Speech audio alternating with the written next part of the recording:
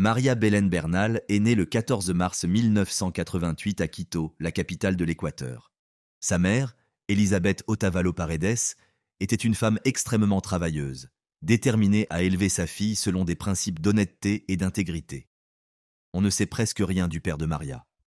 Dès son plus jeune âge, Maria a montré une profonde empathie envers les personnes vulnérables et sans défense. Dotée d'un sens aigu de la justice, elle était particulièrement sensible aux injustices qui régnaient dans le pays. C'est sans doute ce qui l'a poussée à entreprendre des études de droit à la faculté de droit de l'Université centrale de Quito. Après avoir terminé son cursus, elle a obtenu sans difficulté le diplôme tant convoité. En parallèle, elle a poursuivi sa formation et a décroché une maîtrise en droit pénal à l'Université Simón Bolívar, une institution à but non lucratif. Pendant cette période, Maria a entretenu une relation avec un homme dont l'identité est restée inconnue. De cette union est né un fils, Isaac, en 2009.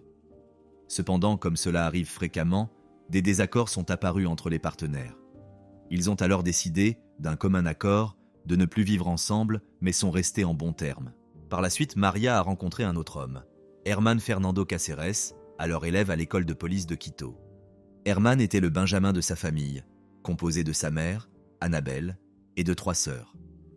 Les chemins des deux jeunes gens se seraient croisés à la suite d'un vol dont Maria avait été la victime.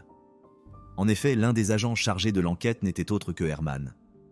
En quelques instants, une forte attirance s'est installée entre eux et ils ont rapidement entamé une relation amoureuse. En octobre 2017, ils ont décidé de franchir une nouvelle étape en officialisant leur union. Peu après, ils ont emménagé dans leur propre appartement, situé au sud de la capitale équatorienne. Isaac, le fils de Maria, âgé de 7 ans à l'époque, a également emménagé avec eux. Il semblait percevoir Herman comme une figure paternelle. Les deux semblaient entretenir une relation marquée par la confiance et la complicité. Après avoir obtenu son diplôme en sécurité publique à l'Institut technologique supérieur de la police nationale de l'Équateur, Herman a été promu au grade de lieutenant. De 2018 à 2020, il a travaillé au département de la police préventive de Quito. En 2021, on lui a proposé un nouveau poste, celui d'instructeur à l'académie de police Alberto Enriquez Gallo, qu'il a accepté.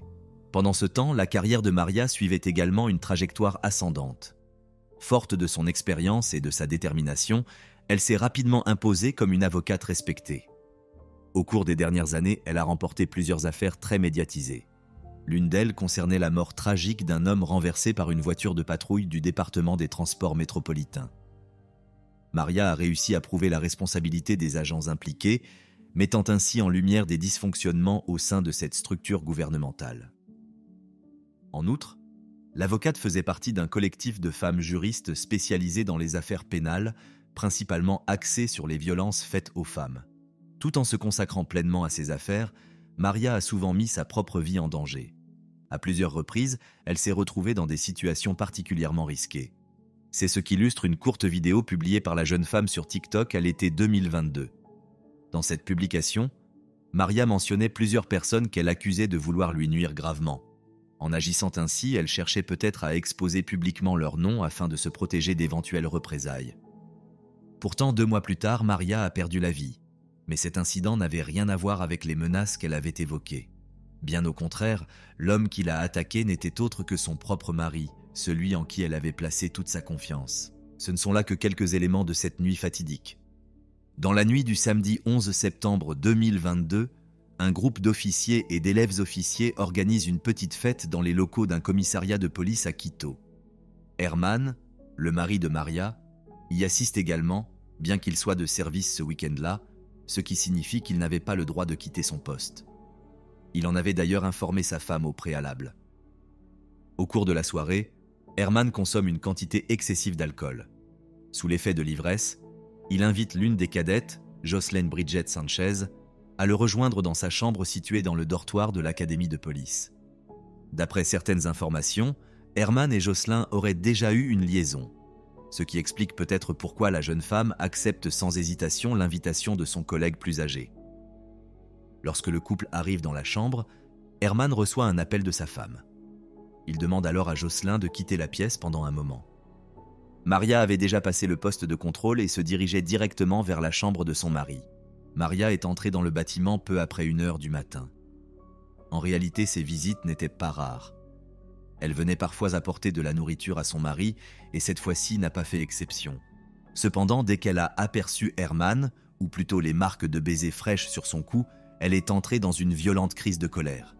Incapable de se contenir, elle a immédiatement accusé son mari d'infidélité. Ce qui n'était au départ qu'une simple dispute s'est rapidement transformé en une violente altercation. Au cours de cette confrontation, Herman a frappé sa femme avec une telle brutalité qu'elle a aussitôt perdu connaissance et s'est effondrée au sol. Mais cet acte ne l'a pas ramenée à la raison. Au contraire, dans un état de rage incontrôlable, il a continué à la frapper pendant plusieurs minutes.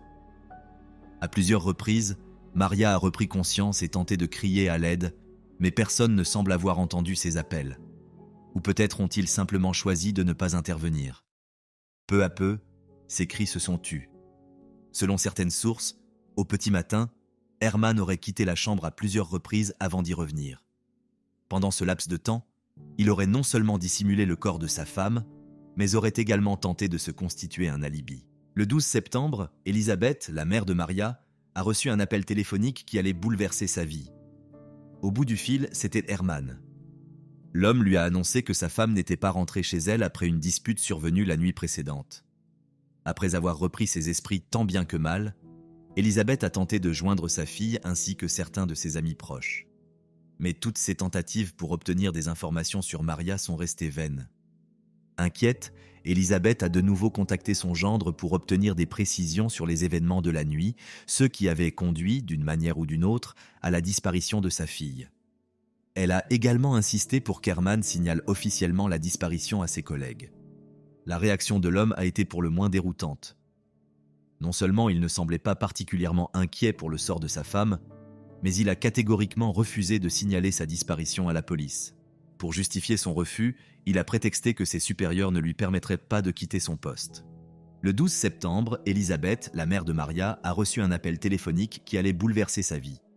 À l'autre bout du fil, c'était Herman.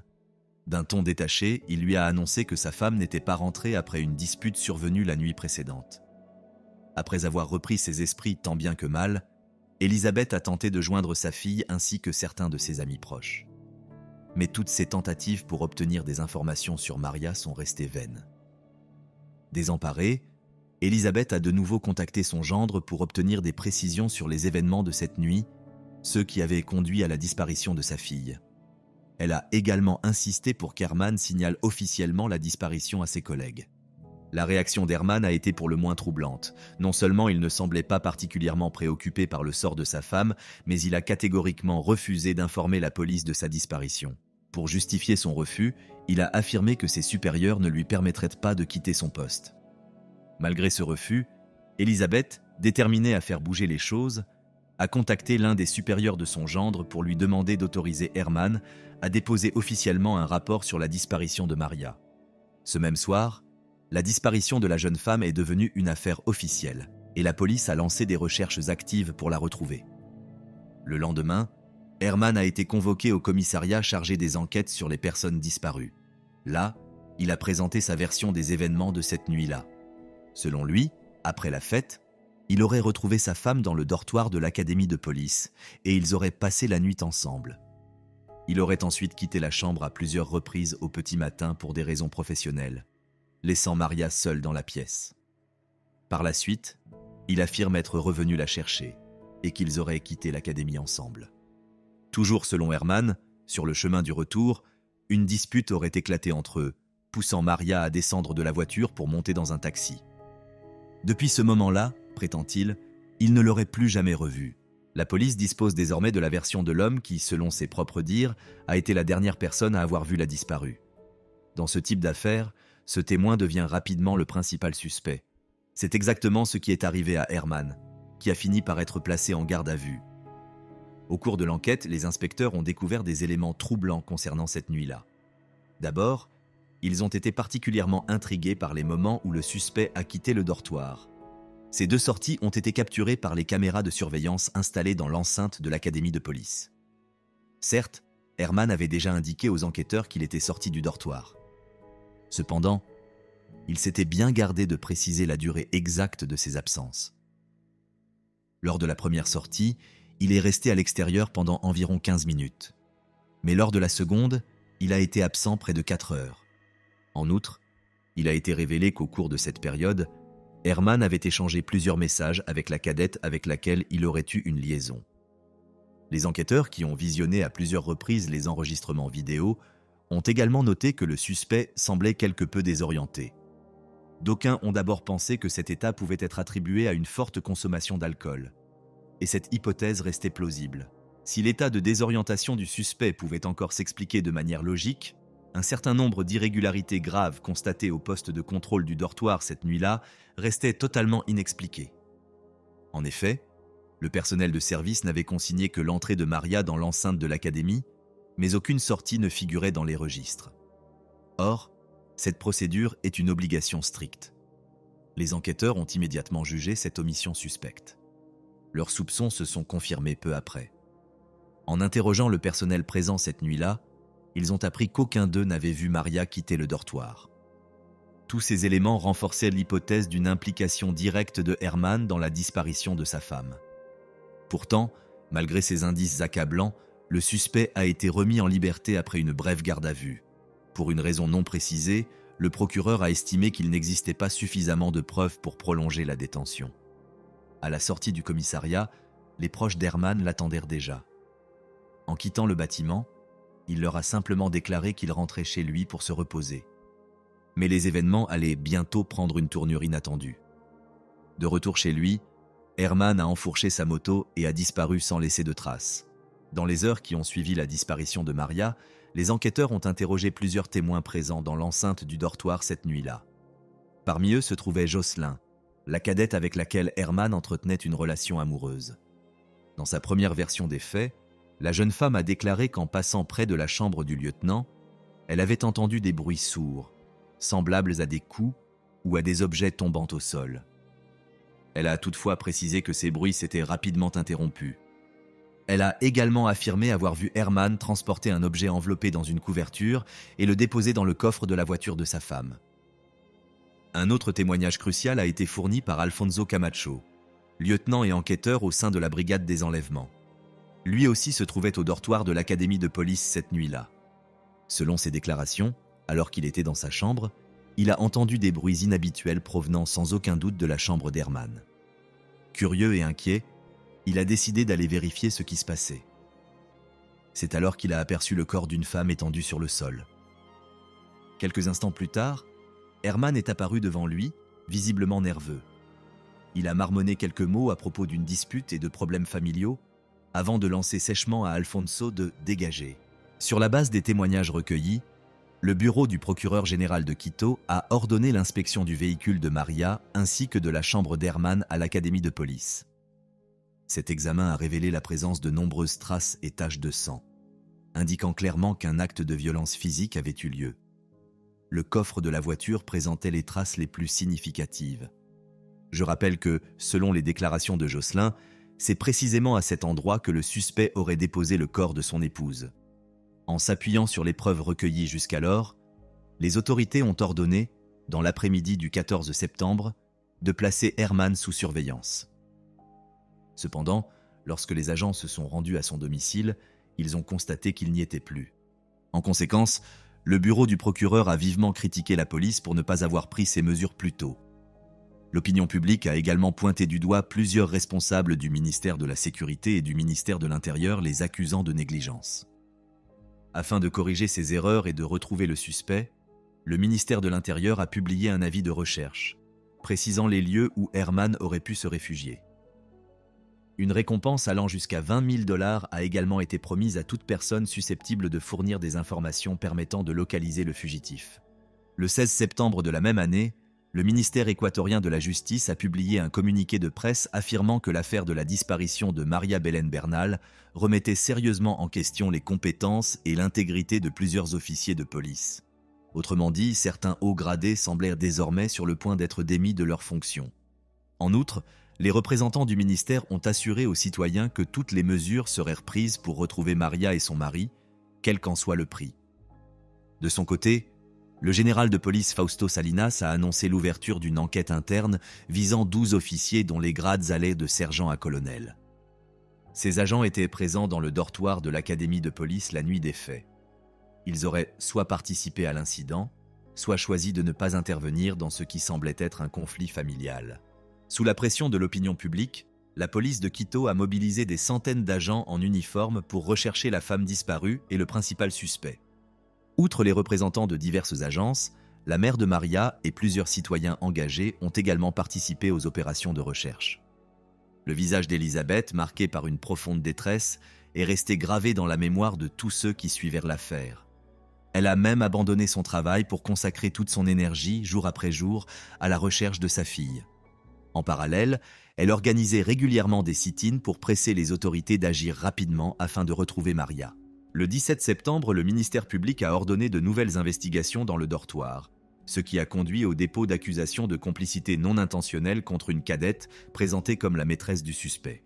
Lors de l'officialisation des charges, le procureur de l'unité des personnes disparues a présenté plusieurs éléments de preuve laissant entendre que Jocelyn aurait pu être impliqué d'une manière ou d'une autre dans la disparition de Maria. En conséquence, la jeune femme a été placée en garde à vue. L'avocat de la cadette a immédiatement annoncé son intention de faire appel de la décision préliminaire, affirmant qu'il obtiendrait rapidement la libération de sa cliente. Selon le défenseur, Jocelyn a été placé en détention uniquement à cause de sa relation supposée avec le principal suspect. De son côté, la mère de la jeune femme a déclaré que sa fille était victime à la fois du lieutenant et des autorités. Selon elle, Herman n'a jamais accordé de traitement de faveur à sa fille, et il n'a jamais été question d'une quelconque relation amoureuse. 5 jours plus tard, le bureau du procureur général de l'Équateur a annoncé que des restes humains, plus précisément le corps d'une femme, avaient été découverts à environ 10 minutes du dortoir de l'académie de police. Peu après cette annonce, les restes ont été transférés à la morgue pour un examen médico-légal. Presque au même moment, Elisabeth, la mère de Maria, s'est rendue à la morgue, où elle a confirmé que le corps retrouvé était bien celui de sa fille. Quelques heures plus tard, le président équatorien de l'époque, Guillermo Lasso, a officiellement confirmé sur ses réseaux sociaux la découverte du corps de Maria Belén Bernal. En outre, le chef de l'État a déclaré que ce crime atroce ne resterait pas impuni et que tous les responsables devraient répondre de leurs actes, tôt ou tard. Enfin, il a adressé ses condoléances au fils de la défunte et à sa mère, exprimant son profond soutien face à cette tragédie. La déclaration suivante concernant le meurtre de Maria est venue du ministre de la Justice. Celui-ci a reconnu que, malgré certaines erreurs commises, la police avait finalement rempli sa mission en retrouvant la victime. Lors d'une conférence de presse, le ministre a également assuré aux citoyens que Herman serait retrouvé et qu'il subirait les conséquences de ses actes. Pendant que le ministre de la Justice s'adressait aux médias nationaux, des centaines de citoyens se sont rassemblés dans le centre-nord de Quito pour réclamer justice auprès des autorités. La marche de protestation, qui a parcouru l'une des principales avenues de la ville, a abouti au siège de la police nationale. En tête du cortège se trouvaient des représentants de plusieurs organisations féministes, ainsi que des proches de personnes disparues, dont les affaires restent non résolues depuis des années. Les manifestants, visiblement éprouvés par la douleur et la colère, estimaient avoir une fois de plus été ignorés et méprisés par les autorités. Au milieu des slogans scandés avec ferveur, certains ont affirmé qu'ils ne cesseraient de protester tant que justice ne serait pas rendue. Si l'affaire de Maria a suscité une telle onde de choc, c'est sans doute parce que les faits se sont déroulés au sein même de l'académie de police, une institution censée incarner la loi et protéger les citoyens. Le lendemain de la découverte du corps, le bureau du procureur a reçu des informations confidentielles d'un témoin anonyme. Ce citoyen équatorien, dont l'identité n'a pas été divulguée, a affirmé qu'alors qu'il faisait de l'exercice près du domicile de la sœur du principal suspect, il avait aperçu une moto correspondant à un véhicule précédemment signalé dans les registres de la police. En réponse à ce témoignage, le procureur a délivré un mandat de perquisition, autorisant la saisie de biens mobiliers ainsi que de tout objet susceptible d'être lié au crime. Cependant, après une fouille minutieuse des lieux indiqués, les enquêteurs n'ont trouvé ni la moto, ni aucun autre objet présentant un intérêt pour l'enquête en cours. Le jour suivant, le commandant de la police nationale a rendu public les résultats de l'autopsie de Maria Belén Bernal. L'examen médico-légal a conclu que la victime était morte par strangulation. En outre, l'autopsie a révélé que l'agresseur avait infligé de nombreux coups de forte intensité, principalement à la tête. Au cours de la seconde quinzaine de septembre, Les parents de la victime, ses amis, des journalistes, des représentants de diverses organisations et d'autres citoyens compatissants se sont rassemblés pour rendre un dernier hommage à Maria. La cérémonie d'adieu s'est tenue dans l'un des atriums de l'Université centrale de Quito, là où Maria avait obtenu son diplôme de droit tant convoité. L'atmosphère durant la cérémonie était empreinte d'une profonde tristesse et d'un immense chagrin. Elisabeth, la mère de la défunte, accompagnée de son petit-fils Isaac, s'est approchée lentement du cercueil, submergée par des sanglots incontrôlables. À ce moment-là, les voix des dizaines de personnes présentes dans la salle ont commencé à scander des mots de soutien et des slogans exigeant justice pour Maria. Tous, à l'instar de la mère de la défunte, refusent que la mort de Maria reste impunie. Pour les proches de la victime, cette période a été l'une des plus éprouvantes de leur vie, d'autant plus qu'ils ont dû la traverser sous le regard constant et intrusif des médias. Après cette cérémonie déchirante, le cercueil de Maria a été transporté au cimetière central de Quito, où elle a été inhumée. Le lendemain, Elisabeth s'est de nouveau adressée aux médias, déclarant qu'elle ferait tout ce qui est en son pouvoir pour que l'affaire de sa fille fasse l'objet d'une enquête rigoureuse et impartiale. Il semble que les circonstances dans lesquelles Maria a perdu la vie aient eu un impact particulièrement négatif sur l'image des forces de l'ordre et du gouvernement dans son ensemble. À la suite de ces événements, plusieurs procédures judiciaires et administratives ont été engagées contre des élèves officiers et des agents de police qui, pour une raison ou une autre, n'ont pas porté assistance à la victime alors qu'ils en avaient la possibilité. Par ailleurs, la démission du ministre de l'Intérieur a été annoncée. Il s'agissait d'un général dont le nom n'a pas été révélé à ce moment-là. José César Zapata, ancien directeur du système de sécurité équatorien, a été nommé pour le remplacer.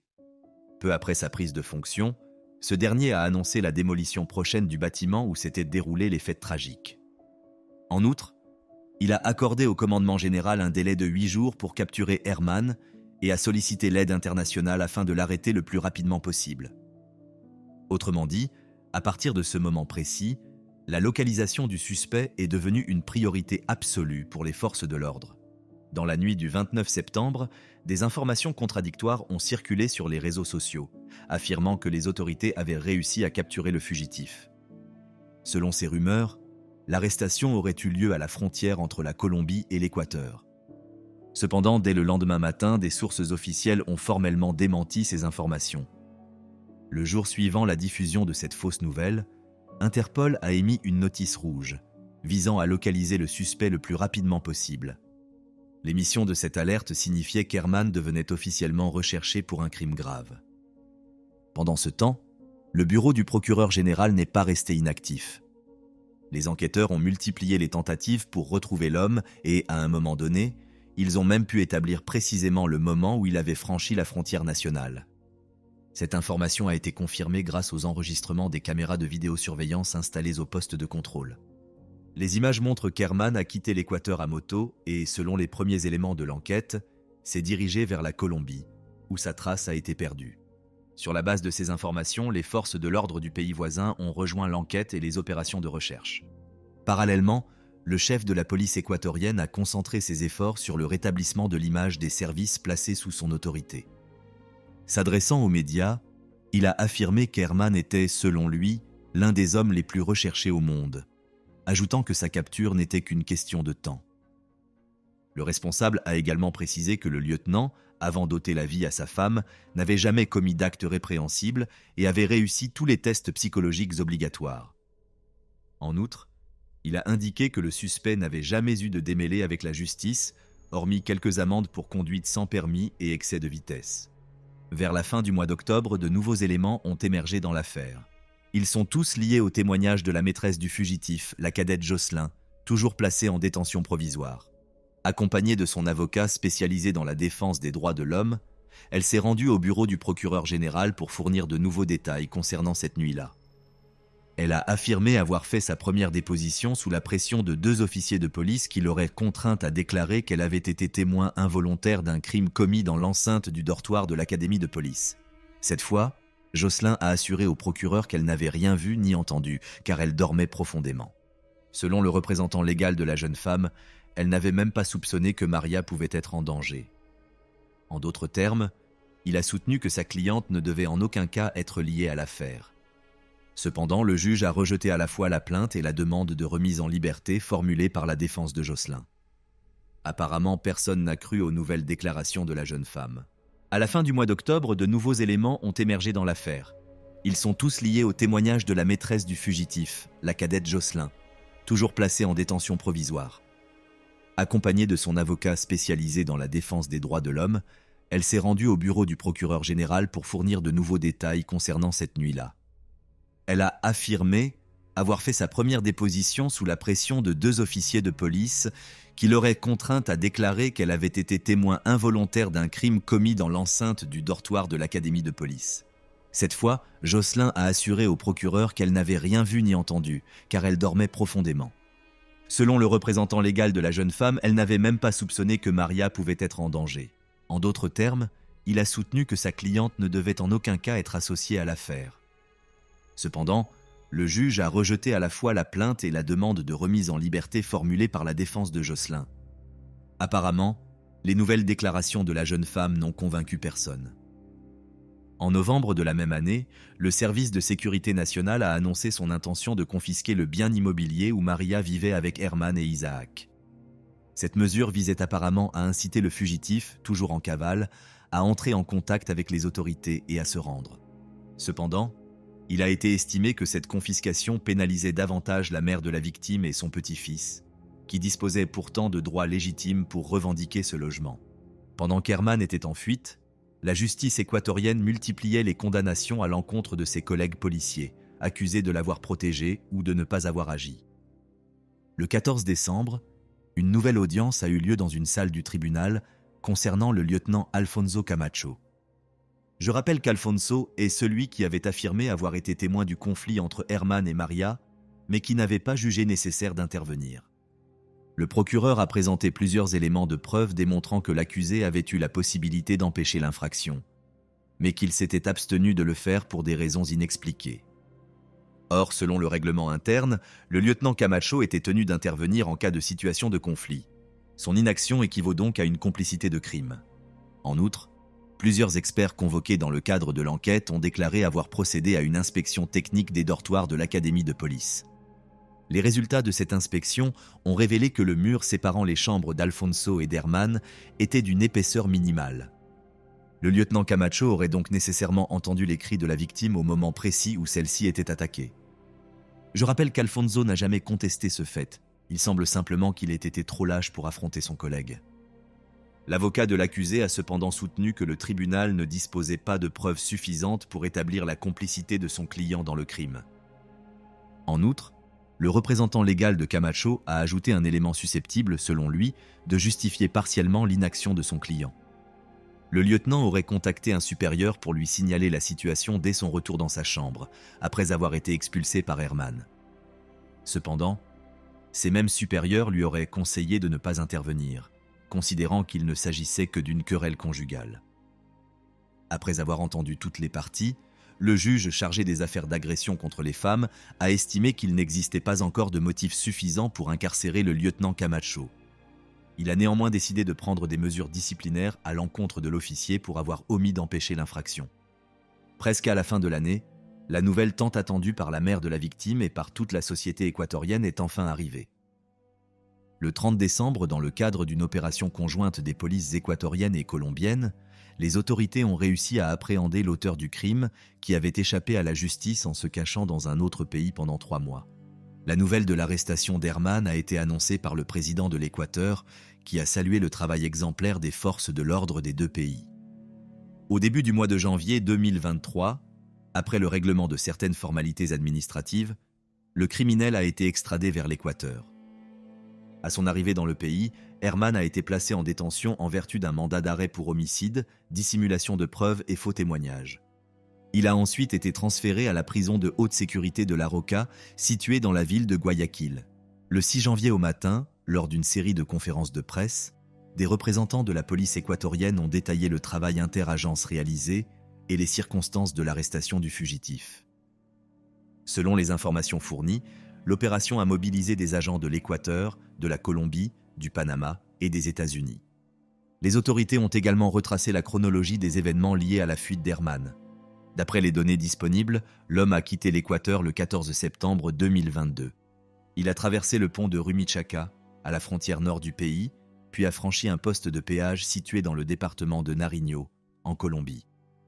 Des caméras de vidéosurveillance ont enregistré le moment où Herman a quitté le pays à moto. Arrivé à Pereira, dans l'ouest de la Colombie, le fugitif a tenté de souscrire une assurance obligatoire pour son véhicule, mais il n'a pas pu le faire en raison de problèmes liés aux plaques d'immatriculation. Les jours suivants, il a poursuivi sa route et s'est arrêté à Barbosa, dans le département de Santander. Le 23 septembre, le criminel s'est installé à Santa Marta, dans le nord de la Colombie, où il a tenté de passer inaperçu. C'est là qu'Herman a finalement été appréhendé. Selon les autorités, il travaillait dans un bar de plage, se faisant passer pour une autre personne et utilisant de faux papiers. C'est d'ailleurs lors d'un contrôle de routine que ces documents falsifiés ont été découverts, permettant ainsi son identification. En outre, le fugitif avait radicalement changé d'apparence. Il s'était laissé pousser la barbe et la moustache et avait pris du poids. Mais, comme nous le savons désormais, cela n'a pas suffi à lui permettre d'échapper à la justice. Le 12 janvier 2023, Herman a fait sa première déclaration après son arrestation, par téléconférence depuis la prison de La Roca. L'homme a admis avoir effectivement ôté la vie à son épouse dans le dortoir de l'académie de police.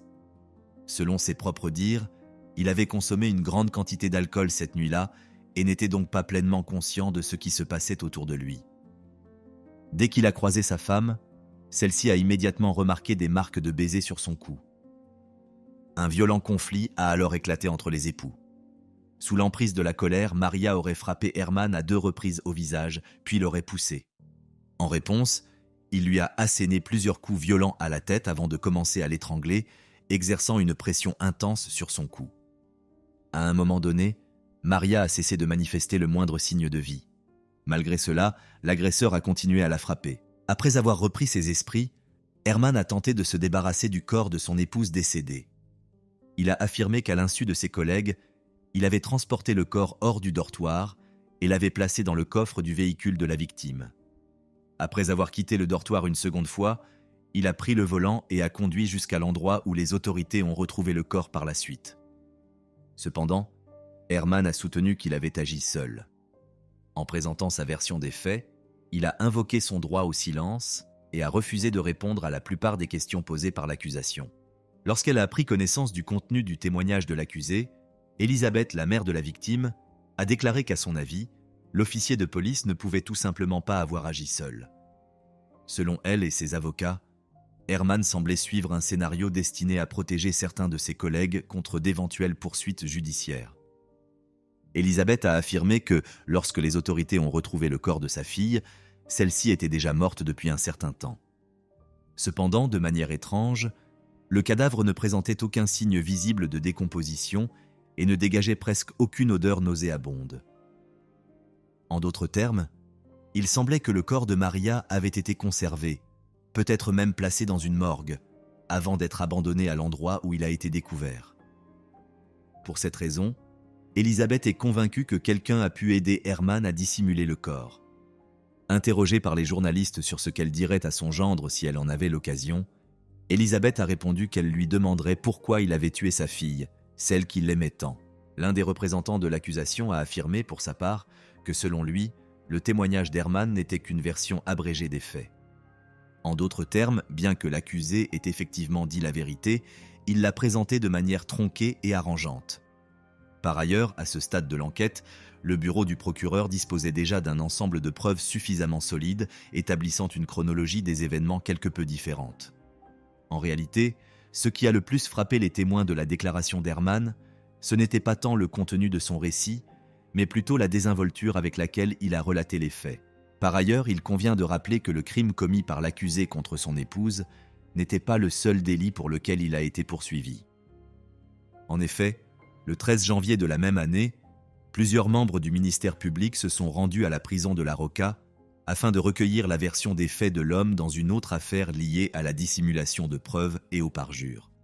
Lors de cet interrogatoire, les autorités visaient également à déterminer si Herman avait bénéficié de l'aide de certains de ses collègues ou supérieurs pour échapper à la justice et fuir le pays. Certains policiers auraient, en effet, fait preuve d'inaction délibérée, permettant ainsi aux criminels de s'enfuir en Colombie. Quant à Herman, il est resté fidèle à sa version des faits, affirmant une fois de plus qu'il avait agi seul. Il convient de souligner que les avocats de la famille de la victime n'ont pas été autorisés à participer à cette affaire en raison de plusieurs irrégularités procédurales.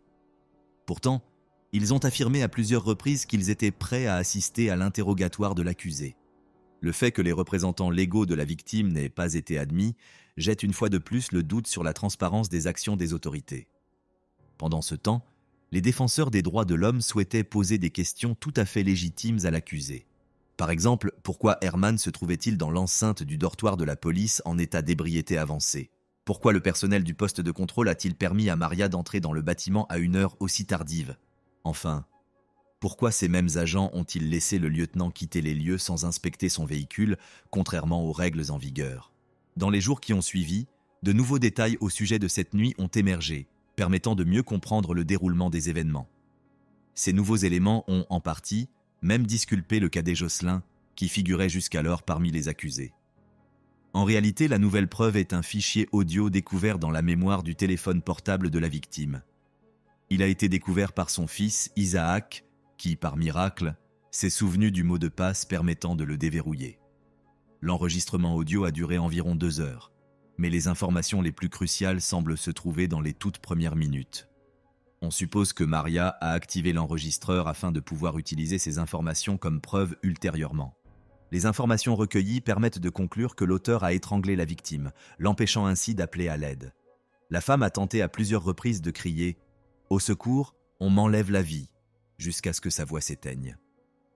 Après avoir obtenu de nouvelles preuves suggérant que Jocelyn n'avait peut-être pas réellement entendu les appels à l'aide de Maria, le bureau du procureur général a demandé la révision de la mesure préventive prise à l'encontre de la jeune fille. En conséquence, à la mi-janvier, l'ordre de détention préventive a été annulé, permettant ainsi à la jeune fille de rentrer chez elle. Malgré cela, elle n'avait toujours pas le droit de quitter le pays. Parallèlement, elle a été renvoyée de l'école de police pour avoir manqué une grande partie du trimestre scolaire pendant sa détention. Elisabeth, la mère de la victime, a déclaré que cette fois-ci, elle ne s'était pas opposée à la demande de libération formulée par le procureur. Cependant, elle a précisé que Jocelyn et les autres personnes impliquées dans la mort de sa fille devront être jugées, quel que soit le lieu où le procès se tiendra. Une fois à l'extérieur, l'ancienne cadette, devenue l'une des accusées dans l'affaire, a raconté publiquement sa version des événements de cette nuit-là. Elle a affirmé que ce soir-là, elle s'était rendue avec ses camarades de classe à une fête organisée dans un commissariat de police à Quito. Comme on le savait déjà, Herman s'y est également rendu un peu plus tard. Selon elle, il était déjà très ivre et a commencé à la harceler.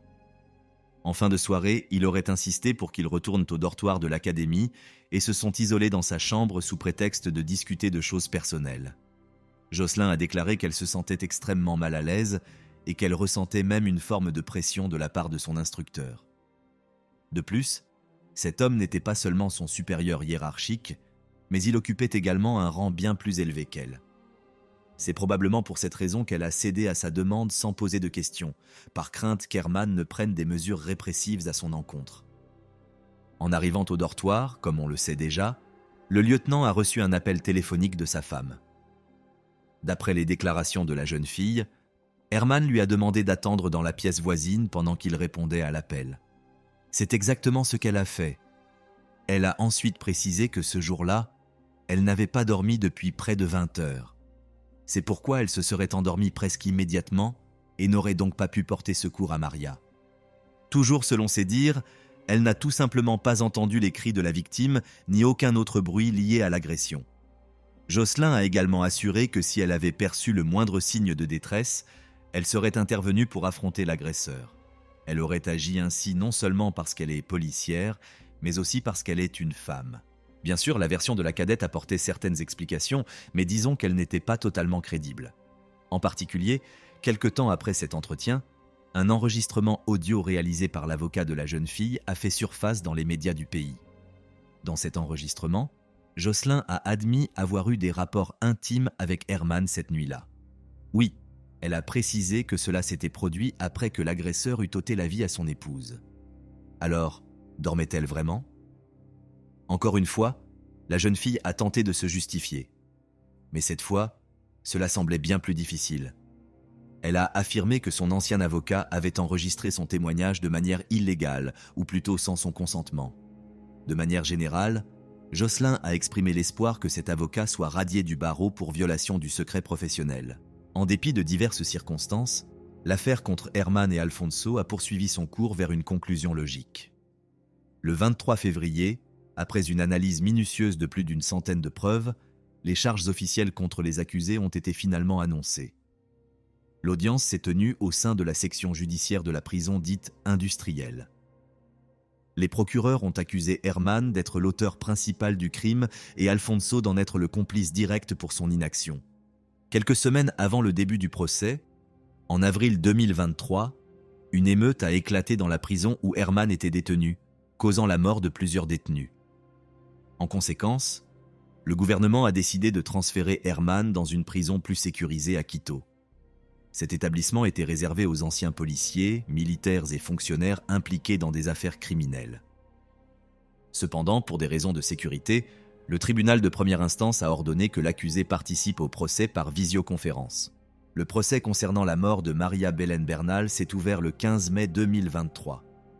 Lors des plaidoiries, l'accusation a présenté une version particulièrement détaillée des événements de cette nuit-là, affirmant que, comme prévu, les deux accusés étaient responsables d'un crime contre la vie humaine. En réaction, les avocats de l'accusé principal ont tenté de discréditer le procès, soutenant que leur client n'avait jamais eu la possibilité de se défendre correctement. Cependant, cette stratégie n'a pas fonctionné et le tribunal de première instance a rejeté la demande infondée des avocats de la défense. Après la première phase de l'audience, Elisabeth, la mère de Maria, a de nouveau exhorté le public à ne pas l'abandonner dans sa quête de justice pour sa fille. Elle était bien consciente que, quelles que soient les mesures prises, rien ne pourrait lui rendre sa fille. Néanmoins, elle a exprimé le souhait que le cas de Maria devienne un précédent pour les autorités et un exemple pour toutes les femmes victimes de violences masculines. L'un des avocats de la famille de la défunte a déclaré qu'au cours de l'audience, les avocats ont demandé au tribunal d'imposer la peine maximale prévue pour ce type de délit, soit 34 ans et 8 mois de réclusion criminelle. Parallèlement, ils ont l'intention de solliciter une indemnisation financière en faveur de la famille de la victime, sous forme de versements mensuels compris entre 3 000 et 4 000 $. Quant à l'autre accusé, le lieutenant Alfonso Camacho, les avocats des droits de l'homme ont réclamé une peine de 22 à 26 ans de réclusion. En outre, les représentants légaux de la famille de la défunte ont exprimé leur volonté de s'assurer que cet acte de violence perpétré dans le dortoir de l'académie de police ne soit jamais oublié. À ce titre, ils ont demandé au tribunal et aux autorités de soutenir l'installation d'un buste de Maria Belén Bernal dans un lieu emblématique de la ville. L'affaire ayant été qualifiée de violence sexiste, l'audience s'est principalement déroulée à huis clos. Cependant, des journalistes de plusieurs médias ont réussi à obtenir un extrait des déclarations du principal accusé. Une fois de plus, Herman a présenté ses excuses à la famille de sa défunte épouse, affirmant qu'il aimait non seulement cette dernière, mais aussi son fils Isaac. Selon ses propos, il le considérait même comme son propre fils. L'accusé a également déclaré qu'il avait perdu son sang-froid lors de cette nuit tragique. Malgré cela, il a tenté de se justifier en affirmant que sa femme l'avait attaqué à coups de poing et qu'il n'avait fait que chercher à la maîtriser. Il convient de noter que les propos de l'accusé sont pour le moins surprenants. L'audience finale était initialement prévue pour le 19 mai 2023. Cependant, elle a été reportée à une date ultérieure en raison de l'absence des 4 avocats des principaux accusés. L'accusation a interprété cette absence comme une manœuvre dilatoire. En conséquence, le tribunal a infligé aux avocats une amende de 2 unités de salaire de base pour outrage. La nouvelle audience a eu lieu 6 jours plus tard dans le complexe judiciaire du nord de Quito. La mère de la victime, soutenue par de nombreux citoyens, s'est rassemblée devant le palais de justice. Les manifestants ont entonné des chants et scandé des slogans, réclamant la fin de cette affaire très médiatisée. Un autre groupe, composé de proches et d'amis du lieutenant Alfonso Camacho, s'est également rassemblé. Ils ont exprimé leur soutien à Alfonso et demandé sa libération immédiate. La mère d'Alfonso continue de croire que son fils n'est pas responsable de la mort de Maria. Ses sentiments sont, dans une certaine mesure, compréhensibles. Alors qu'à l'extérieur du palais de justice, chacun attendait le verdict de cette affaire, à l'intérieur, les décisions cruciales avaient déjà été rendues. Après que les parties eurent à nouveau présenté leurs arguments, le procès s'est finalement achevé. Le tribunal a reconnu Herman Fernando Cáceres coupable de l'ensemble des chefs d'accusation retenus contre lui. L'homme a donc été condamné à 34 ans et 8 mois de réclusion criminelle. En outre, le tribunal a ordonné à l'auteur de verser 234 000 $ américains à la famille de la victime à titre de dédommagement. Quant au lieutenant Alfonso Camacho, il a été acquitté des charges de complicité par omission et de manquement aux devoirs d'un fonctionnaire de police. Cette décision a cependant été contestée en appel par les avocats de la famille de la victime. La vie des proches de Maria Belén Bernal a indéniablement changé depuis cette nuit fatidique où elle a disparu. Ils ont dû affronter la perte d'un être cher, l'inefficacité des autorités et une attention médiatique intense, mais rien de tout cela ne les a abattus. Bien au contraire. Après l'annonce du verdict, Elisabeth a déclaré aux médias qu'elle avait ressenti un profond soulagement en apprenant que l'homme qui avait ôté la vie à sa fille avait finalement reçu la peine maximale prévue par la loi. Elle a également précisé qu'un autre procès pour faux témoignages et dissimulation de preuves était toujours en cours. Autrement dit, la durée de détention d'Herman pourrait être prolongée. Pour cette raison, Elisabeth s'est tournée vers plusieurs organisations internationales, expliquant qu'elle ne faisait plus confiance aux forces de l'ordre du pays. En réalité, elle n'a jamais cru qu'Herman n'avait pas bénéficié de la complicité de ses collègues.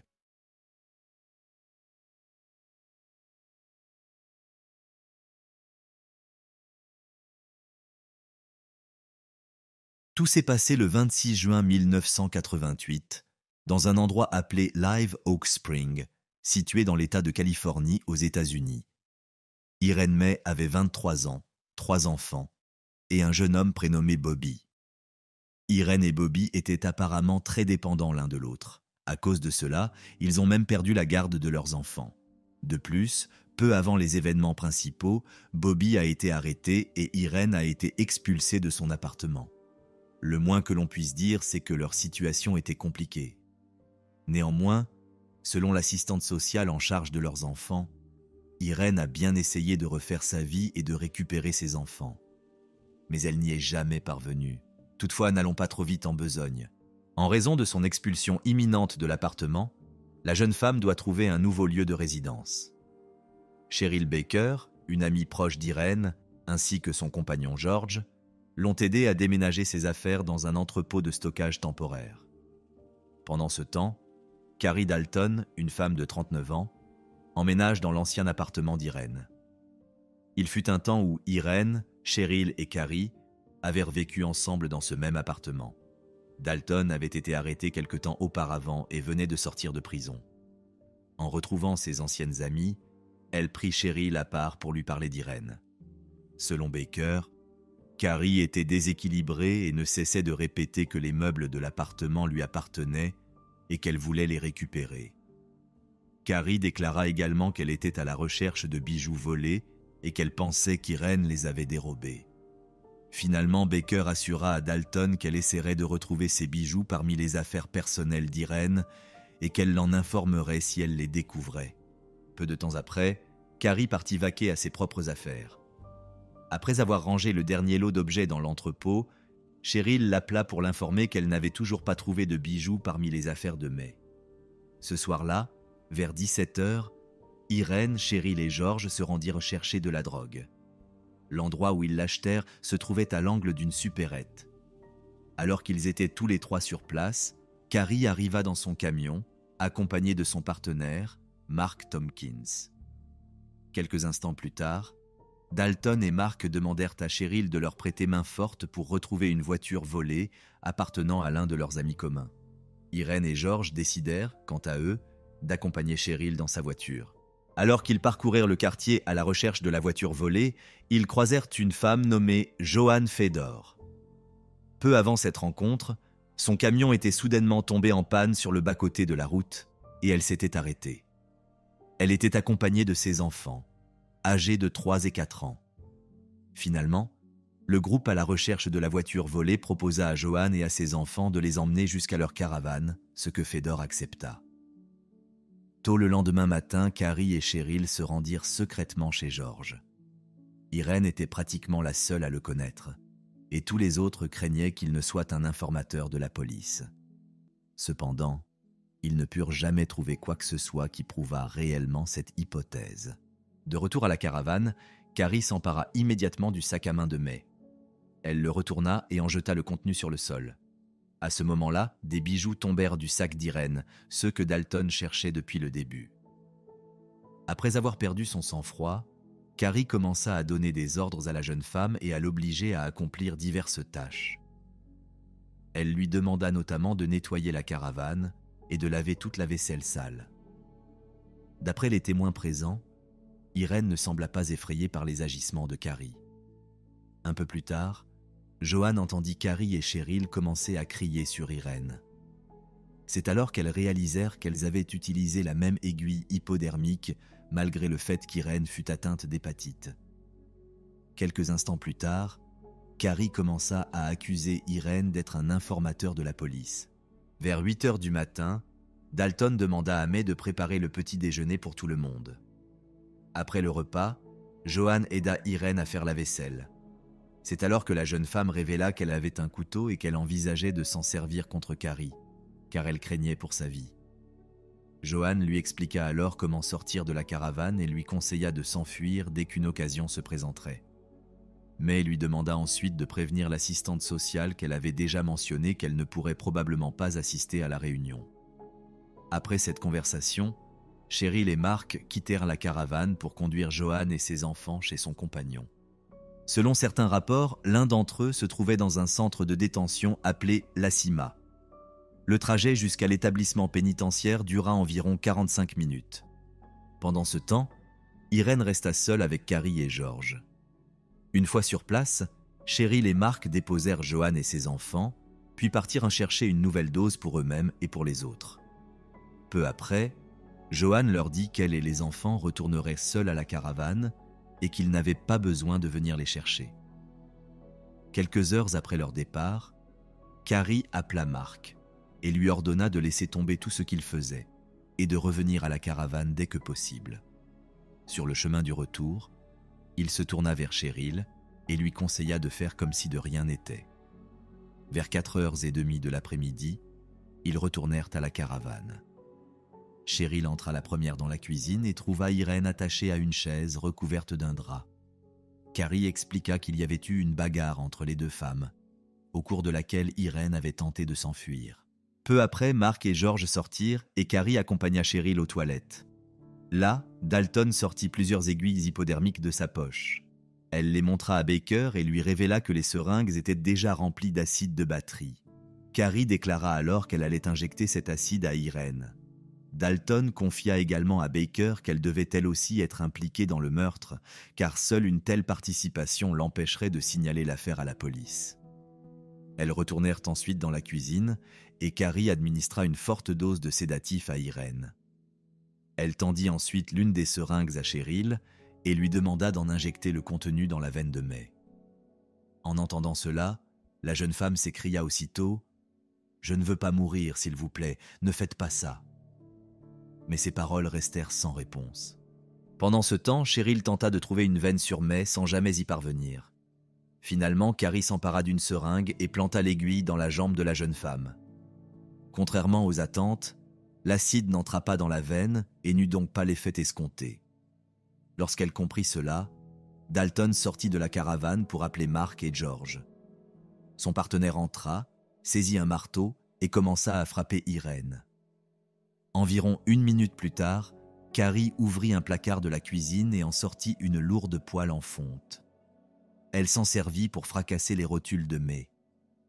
Toujours pas satisfaits, Dalton et Mark s'emparèrent d'un fil de fer dénudé et commencèrent à électrocuter la jeune femme.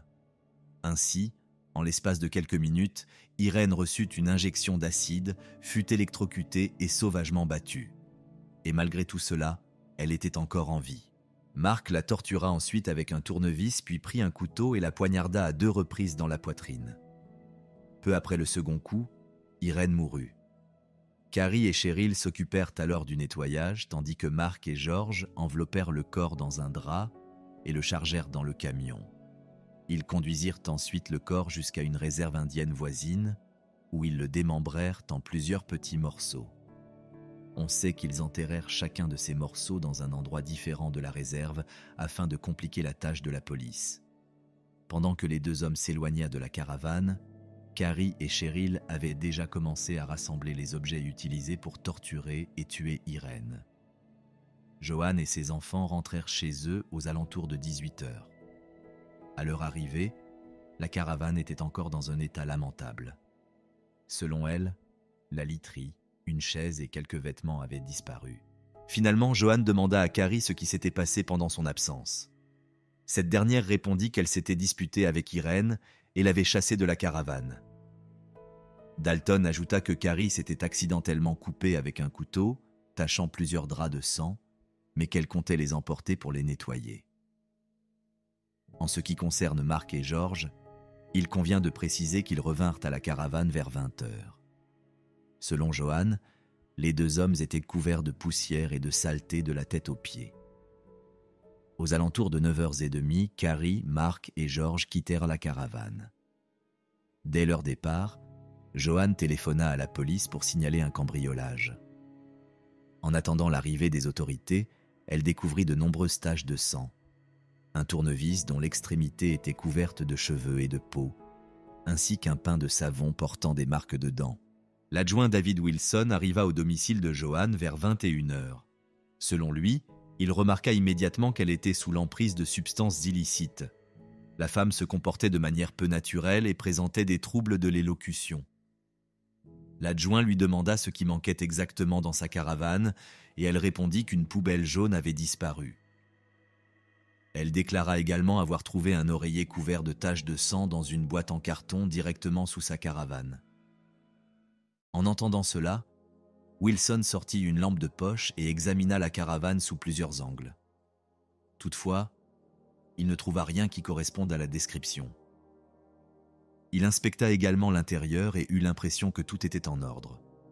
Dans l'ensemble, seuls les vêtements sales éparpillés sur le sol attirèrent son attention.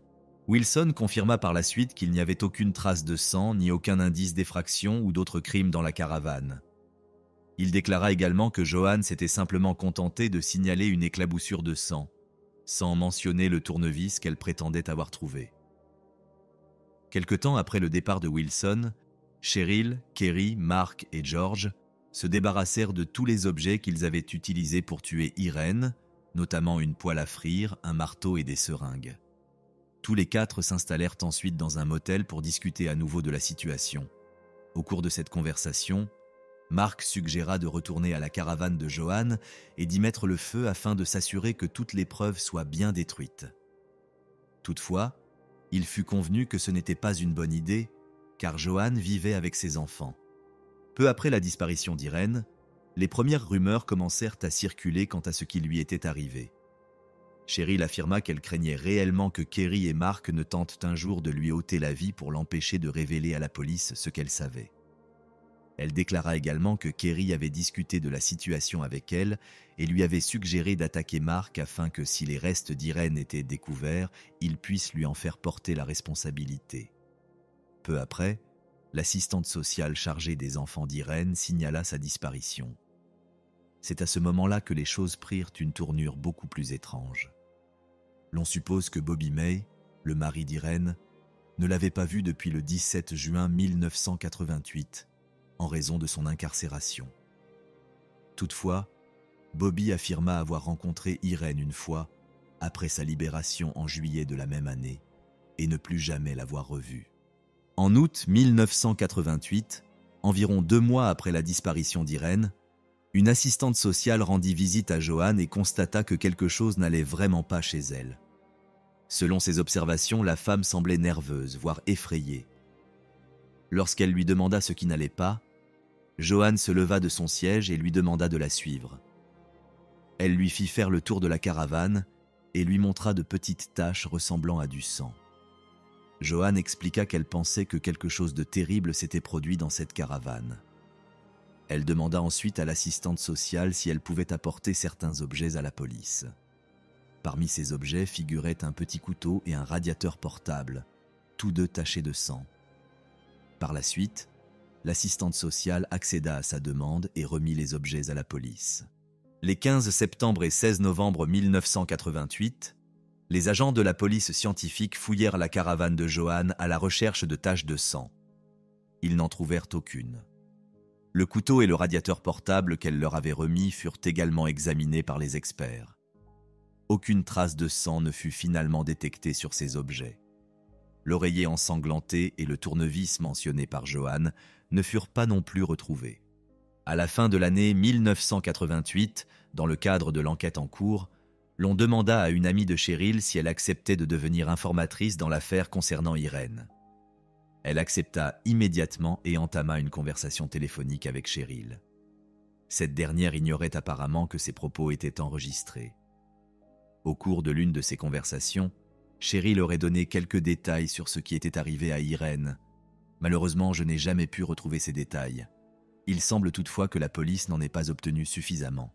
Bien plus tard, en juillet 1991, la police mena une série de recherches infructueuses pour retrouver les restes de la jeune fille.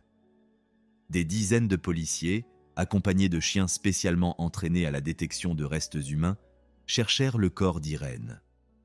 L'on sait que certaines de ces recherches furent menées dans une réserve indienne, d'autres sur le territoire du parc de caravanes où Joanne avait vécu. Au début du mois d'août de la même année, plusieurs collecteurs d'échantillons d'ADN effectuèrent une nouvelle fouille de la caravane de Joanne.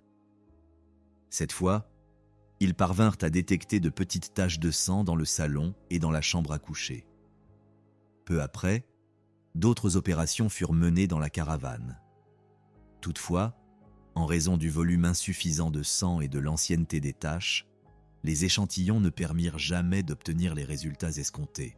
Le 31 octobre 1991, l'on demanda à Joanne d'identifier les personnes présentes dans la caravane peu avant la disparition d'Irène. Elle parvint à identifier Kerry, Mark et Cheryl en consultant leurs photographies dans la base de données de la police. Celle-ci avait également reçu un rapport anonyme d'un homme affirmant que Kerry, Mark, Cheryl et un certain George avaient assassiné Irène de manière brutale. Pour autant que je sache, de 1988 à 1992, Kerry, Mark et Cheryl furent convoqués à plusieurs reprises au poste de police pour y être interrogés, mais ce n'est qu'en 1992 que l'enquête progressa véritablement. C'est au cours de cette même année que Kerry, Mark et Cheryl furent arrêtés. Peu après, Cheryl, ayant appris que sa conversation avec son ami avait été enregistrée, fit l'une de ses nombreuses confessions. Dans un premier temps, elle affirma qu'elle ne savait pas exactement qui se trouvait sous le drap ce jour-là, mais elle changea ensuite de version. Cheryl avoua ainsi sa participation directe à la torture et au mauvais traitement infligé à Irène, fournissant un compte-rendu détaillé des faits. Elle accusa également Mark, Kerry et George dans ses nouveaux aveux. Il est vrai que la police ne parvint jamais à retrouver cet homme. Il semble même qu'elle n'ait jamais été certaine que George fût son véritable nom. Pendant ce temps, Mark fit également des aveux et révéla son implication dans le crime. Quant à Kerry, elle continua de clamer son innocence, affirmant que les déclarations de Cheryl et de Mark avaient été fabriquées par la police et étaient entièrement fausses. Quoi qu'il en soit, les trois suspects furent formellement inculpés. Même si Kerry persistait à nier avoir tué la jeune fille, plusieurs autres personnes soutenaient le contraire. L'une d'entre elles était Lori Carlisle, une femme connue pour sa tendance à mentir. Peu après avoir été accusée de meurtre, Lori Carlisle fut placée dans la même cellule que Kerry. Selon ses dires, c'est Kerry elle-même qui lui aurait raconté comment, avec Cheryl, Mark et une autre personne, ils avaient tué Irène dans un endroit appelé Live Oak Spring. Une autre personne ayant témoigné contre Kerry est Patricia Collins, son amie proche. Elle avait entendu parler de ce qui était arrivé à Irène et avait décidé d'interroger Kerry sur les raisons de son geste. Selon Madame Collins, Kerry lui aurait répondu qu'Irène était une balance qui méritait de mourir, sans entrer dans les détails. Patricia Collins a également précisé que Kerry pensait que l'affaire ne serait jamais instruite car la police n'avait pas retrouvé le corps.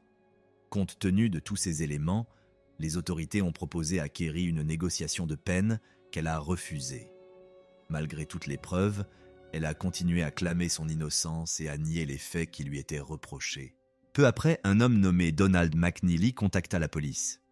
Il avait partagé la même cellule que Mark quelque temps auparavant. Ce dernier lui avait raconté en détail ce qui était arrivé à Irène.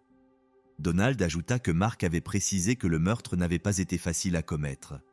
Selon lui, leur plan initial consistait à lui injecter de l'acide de batterie dans une veine, mais ils avaient finalement décidé de la torturer.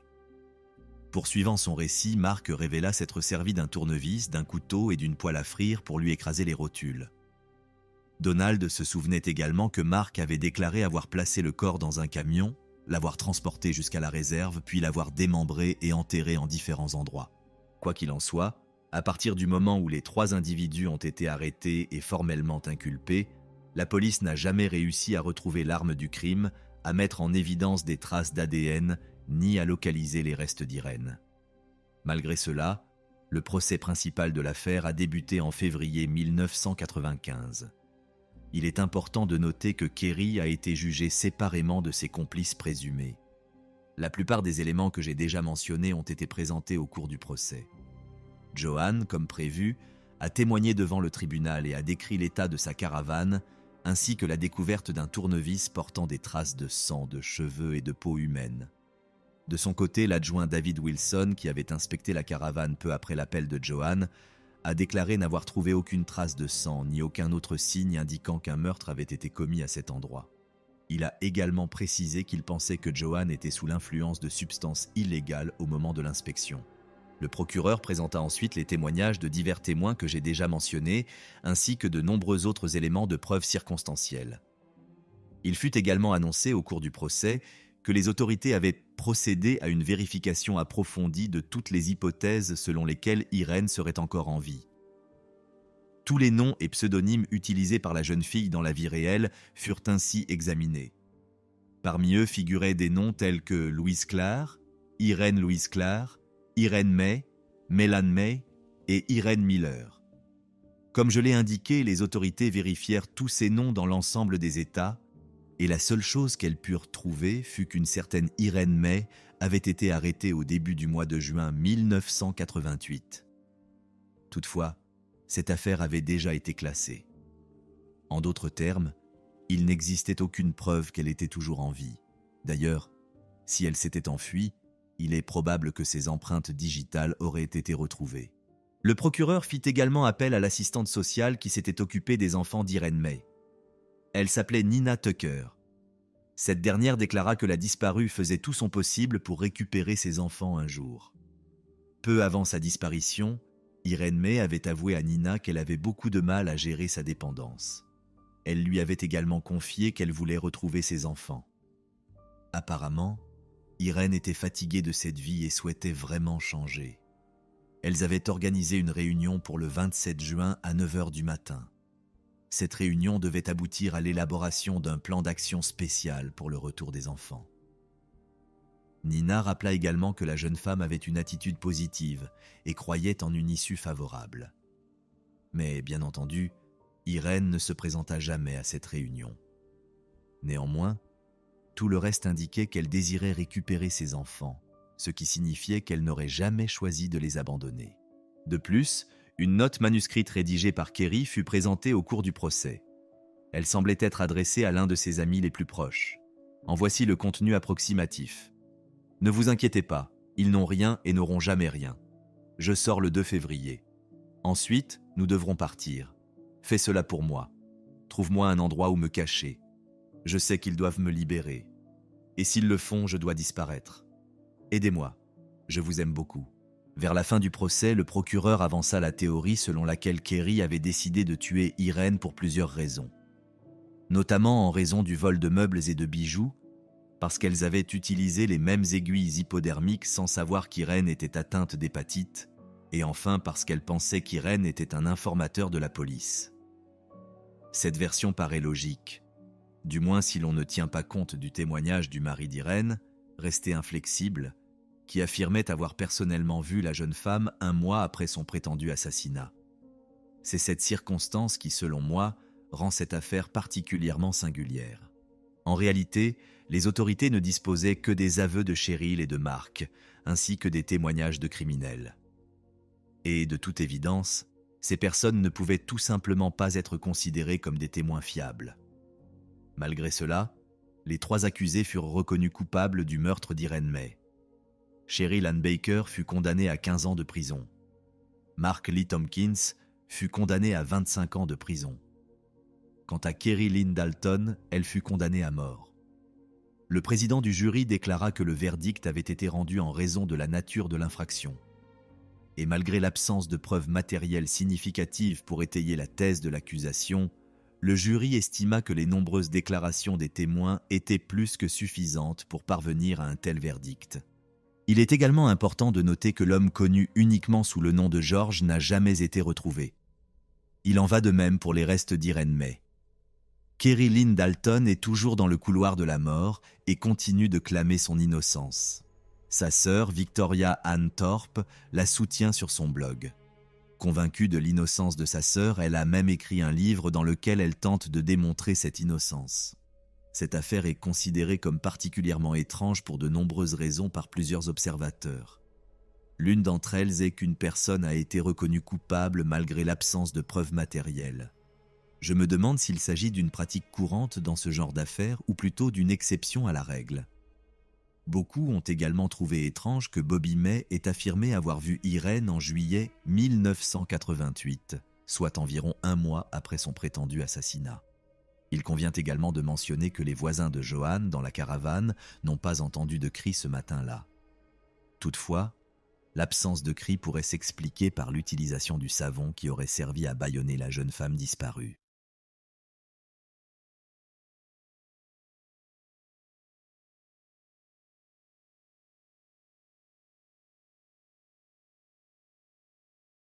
Anna Kriegel, également connue sous le nom d'Anastasia, est née le 18 février 2004 dans la ville industrielle de Novokuznetsk, située en Sibérie.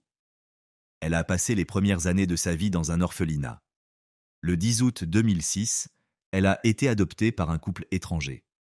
Géraldine Kriegel et son mari Patrick Kriegel sont devenus les parents adoptifs d'Anna. Ils étaient originaires de France. Cependant, ils vivaient depuis peu en Irlande. Ils menaient une vie stable et réussie. Géraldine travaillait comme cadre supérieur au service juridique de la CIE, la plus grande société de transport public d'Irlande. Patrick enseignait le français à l'Institut de technologie de Dublin. À un moment donné, l'homme s'est retiré de ses activités habituelles et a consacré la majeure partie de son temps libre à l'éducation de sa fille. Bien qu'aucun des parents d'Anna n'ait eu d'attache culturelle avec son pays d'origine et le lieu où elle est née, ils ont tous deux travaillé dur pour qu'elle ne perde pas le contact avec ses racines. C'est peut-être pour cette raison qu'ils n'ont pas changé le nom de leur fille. L'amour que Géraldine et Patrick portaient à leur fille était total et réciproque. D'après la mère, Anna se rendait chaque soir dans leur chambre pour leur souhaiter une bonne nuit et exprimer à quel point elle les chérissait. Malgré une enfance évoluant dans un environnement propice, la jeune fille a néanmoins été confrontée à certaines difficultés. Les problèmes sont apparus dès le plus jeune âge. Les diverses interventions médicales pratiquées sur Anna durant son enfance ont conduit à l'apparition de complications secondaires par la suite. La première information regrettable a été révélée lorsque les médecins ont diagnostiqué une tumeur dans l'oreille droite de la jeune fille. Anna a subi une opération chirurgicale qui s'est étendue sur une période de 5 heures. En définitive, l'intervention a permis l'extraction de la tumeur. Les médecins estimaient que tout s'était déroulé de manière satisfaisante. Toutefois, il a été révélé ultérieurement que cette intervention avait engendré une diminution partielle de l'audition de l'enfant. De plus, l'intervention avait laissé une cicatrice très visible à l'arrière de sa tête.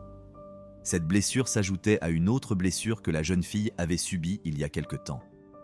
Elle avait trébuché pendant son jogging et s'était violemment cogné le menton en tombant.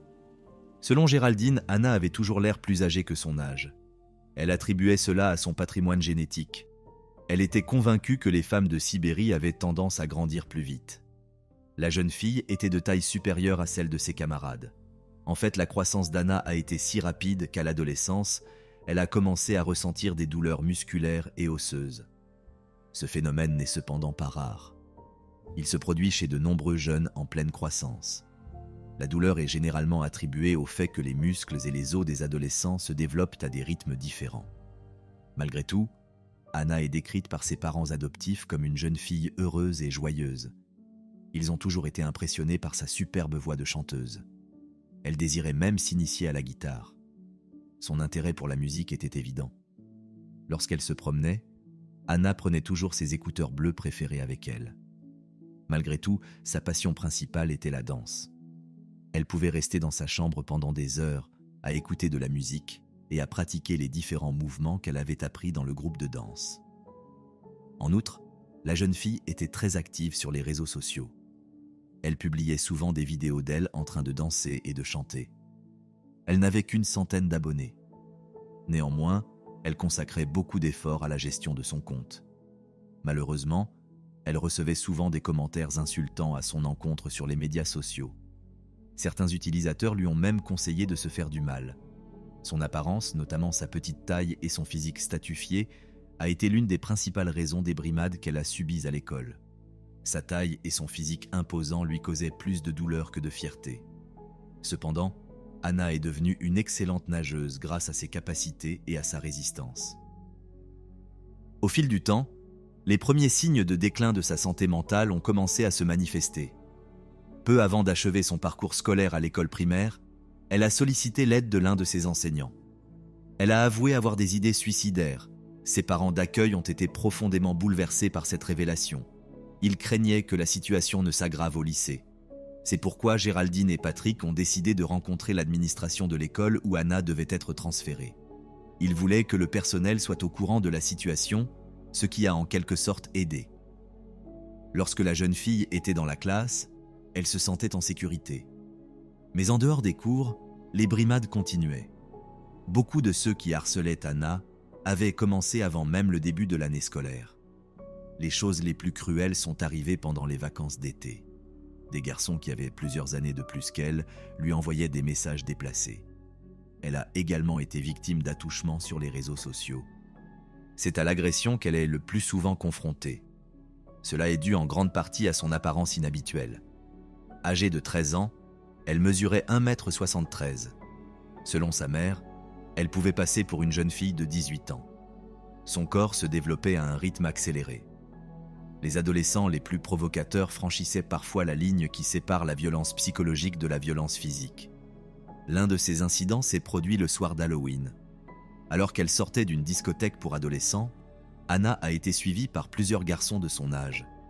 Ils ont commencé à la suivre. L'un d'eux lui a demandé à plusieurs reprises d'aller dans les buissons. Il lui a attrapé le bras à plusieurs reprises. Le lendemain, les parents de la jeune fille ont signalé l'incident aux autorités. Finalement, le garçon n'a reçu qu'un avertissement. Il convient de préciser que l'apparence d'Anna n'était pas le seul motif de moquerie. Ses camarades de classe ont également fait remarquer qu'elle était une fille adoptive. Ils disaient que ses parents n'étaient pas ses vrais parents. À plusieurs reprises, Géraldine et Patrick ont montré à l'administration de l'école les messages offensants que leur fille avait reçus. Il est difficile de savoir comment les responsables de l'école ont réagi, mais la situation n'a jamais été résolue. Anna était une fille sensible. Bien sûr, elle paraissait heureuse dans la vie de tous les jours, mais intérieurement, c'était toujours le chaos. Selon Patrick, sa fille était déçue par les autres. Elle essayait de trouver un langage commun avec les autres enfants, mais ceux-ci ne cessaient de la rejeter. Tout cela ne pouvait que nuire à son estime de soi. Anna a exprimé sa réticence à partager ses émotions par crainte de ne pas être comprise. Elle craignait que cela ne devienne un nouveau sujet de moquerie. Cette jeune fille n'était qu'une adolescente normale. Elle aurait dû profiter de sa jeunesse, mais au lieu de cela, elle avait peur de ses camarades. La peur l'avait littéralement envahie. Son comportement en a pâti. Ses parents ont remarqué qu'elle était anxieuse. Au lycée, la jeune fille a été impliquée dans plusieurs bagarres. Elle a été suspendue à plusieurs reprises. Elle en est arrivée au point où elle se maquillait les yeux pour faire semblant d'avoir des bleus. Elle a également posté des messages sur ses comptes de médias sociaux depuis d'autres comptes. Ils étaient plus effrayants que ceux qu'elle recevait de ses camarades de classe. Géraldine a rapidement remarqué cette situation. Elle a exigé que sa fille lui donne accès à tous les comptes.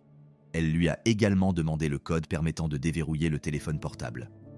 Depuis, Anna donne régulièrement son téléphone à ses parents pour qu'ils le contrôlent. Lors de l'une de ces vérifications, Géraldine a découvert une photo étrange d'Anna. On y voit Anna attachée à une chaise, les yeux fermés. Selon l'adolescente, il s'agit d'une blague.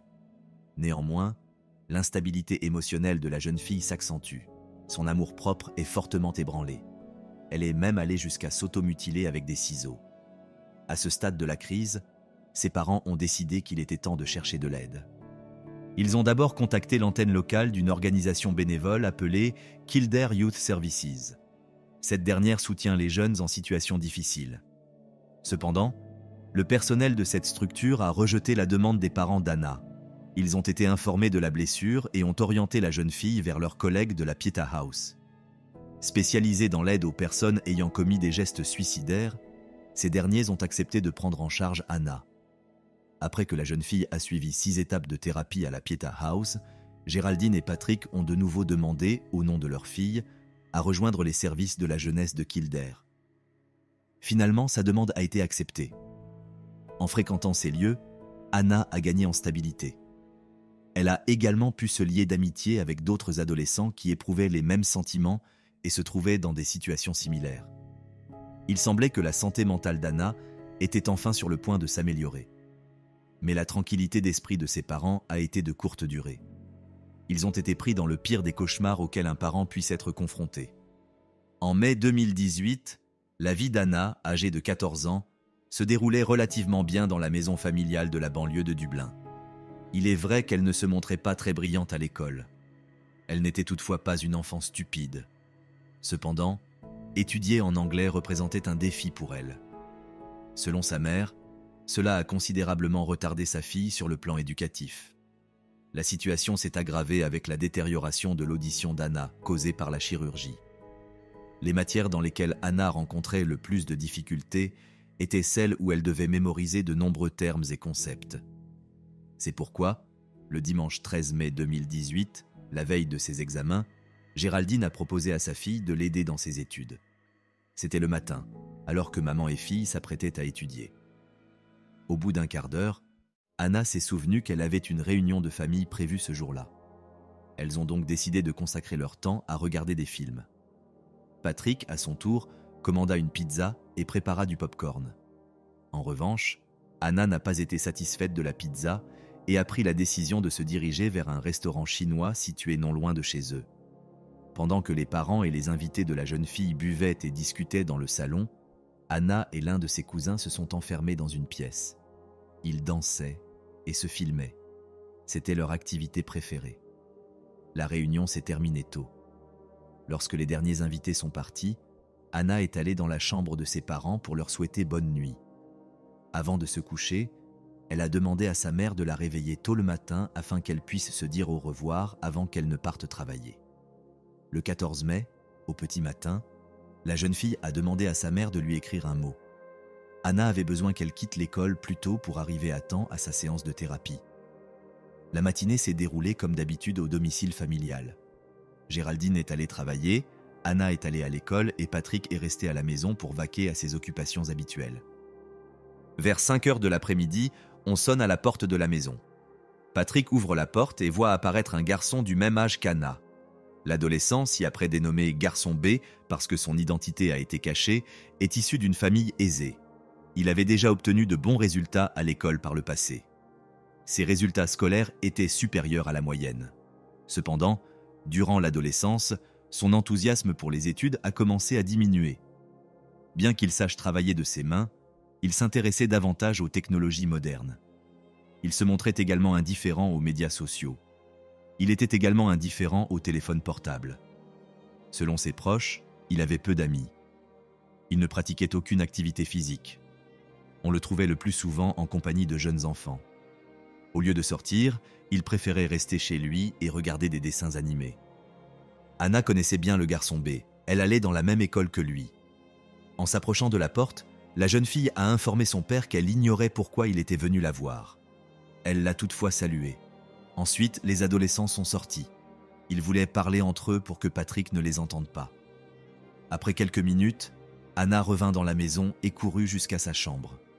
Elle enfila un sweatshirt noir orné d'inscriptions blanches que sa mère lui avait offert, puis un pantalon en faux cuir.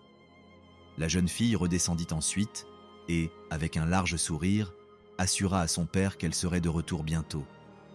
Pour une raison qui lui échappe, Patrick ne demande pas à sa fille où elle va.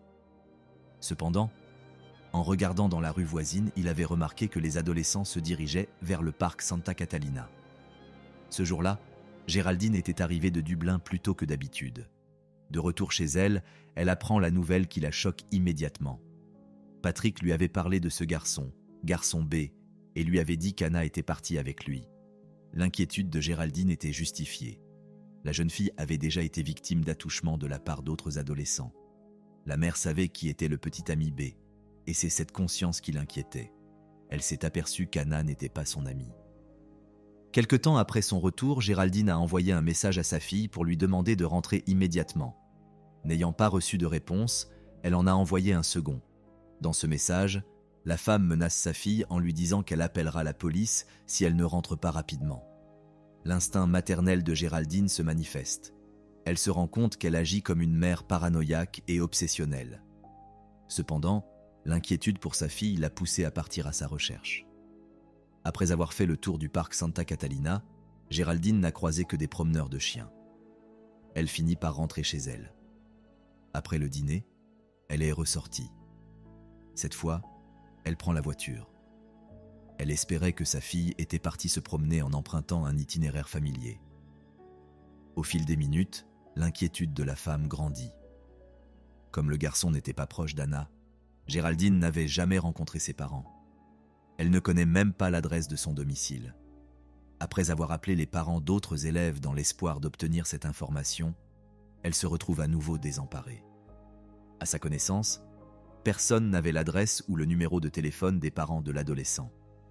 Finalement désespérés, les parents d'Anna se sont tournés vers un vieil ami. Il s'agit de l'inspecteur à la retraite John Craving. Il leur a conseillé de se rendre immédiatement au poste de police. Les autorités ont accepté la plainte et tentent de rassurer les parents. Elles ont déclaré qu'il ne s'était pas écoulé beaucoup de temps. En effet, dans cette partie de l'Irlande, les forces de l'ordre ont reçu de nombreux signalements de disparition d'adolescents. Dans la plupart des cas, les disparus ont été retrouvés quelques heures seulement après avoir été signalés. Malgré cela, Géraldine insiste sur le fait que le comportement de sa fille est inhabituel. Les policiers n'ont pas jugé la situation alarmante. Ils sont néanmoins partis à la recherche d'Anna. La première chose qu'ils ont faite a été de trouver l'adresse du garçon en question. Lorsqu'ils sont arrivés à son domicile, il a déclaré qu'il l'avait effectivement emmenée avec lui. Selon lui, il l'avait vue pour la dernière fois dans le parc Santa Catalina vers 18h. Le 15 mai 2018 au petit matin, n'ayant reçu aucune information sur leur fille, ils ont entamé des recherches de leur côté. Leurs efforts se sont concentrés dans et autour de la zone du parc en question. Ils ont interrogé toutes les personnes qu'ils ont rencontrées. Personne n'a jamais déclaré avoir vu la fille. La police a finalement ouvert une enquête officielle sur la disparition d'Anna. Ils se sont de nouveau rendus au domicile du garçon, cette fois avec le sergent John Dunn, chargé de parler à l'adolescent. Grâce à ces questions, certains détails de l'incident ont commencé à émerger. Selon la nouvelle version des faits fournie par l'interview, il s'était rendu au domicile de la jeune fille à la demande de l'un de ses amis. Je l'appellerai Garçon A, qui, contrairement à Anna, est né dans une famille chaleureuse et aimante. Bien qu'il n'ait jamais présenté de symptômes de troubles mentaux, ses parents l'ont décrit comme un enfant étrange et singulier. Il montrait un intérêt inhabituel pour les films d'horreur. Il passait également beaucoup de temps sur Internet et jouait à des jeux vidéo. La plupart de ces jeux étaient violents et explicites. Il n'a cependant jamais fait de mal à son entourage. Le garçon A avait pour habitude d'évacuer son énergie en pratiquant les arts martiaux. Il se passionnait également pour la structure du corps humain. Selon le garçon B, Anna était amoureuse de son ami. Le sentiment n'était pas réciproque. Le garçon A aurait demandé à son ami d'emmener Anna au parc pour qu'ils puissent discuter. Au bout d'un certain temps, le sergent a emmené l'adolescent dans le parc pour que ce dernier lui indique sur place le parcours qu'il avait suivi en compagnie de la disparue. Il s'intéressait surtout à l'endroit où il l'avait vue pour la dernière fois. Après avoir pris des notes sur une carte, le policier a laissé l'adolescent rentrer chez lui. Ensuite, les autorités ont fait une déclaration publique identifiant les caractéristiques externes et physiques d'Anna. La police a rapidement commencé à recevoir des informations sur le lieu où se trouvait potentiellement la jeune fille. Chacune d'entre elles a été examinée avec la plus grande attention.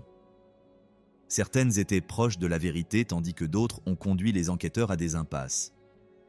En explorant la voie ferrée près du parc, Le sergent Dunn a rencontré un homme qui se promenait avec son fils dans les environs. Ce dernier lui a dit qu'il avait vu des reportages sur la disparition d'Anna à la télévision. Il a également indiqué qu'il y avait plusieurs bâtiments abandonnés derrière la station d'épuration où les adolescents de l'âge d'Anna avaient l'habitude de se retrouver. Les autorités ont décidé que les 2 garçons mineurs étaient les principaux témoins de cette affaire. Ils sont donc partis à la recherche du garçon A pour l'interroger. Lorsque le sergent Dunn est arrivé au domicile de l'adolescent, il a réalisé que garçon A et son père étaient précisément les personnes à qui il avait parlé précédemment près de la voie ferrée. Après plusieurs heures, les policiers ont emmené les 2 garçons dans un parc pour suivre le chemin qu'ils avaient emprunté le jour de la disparition d'Anna. Ce chemin a mené les policiers à proximité d'une piste de VTT.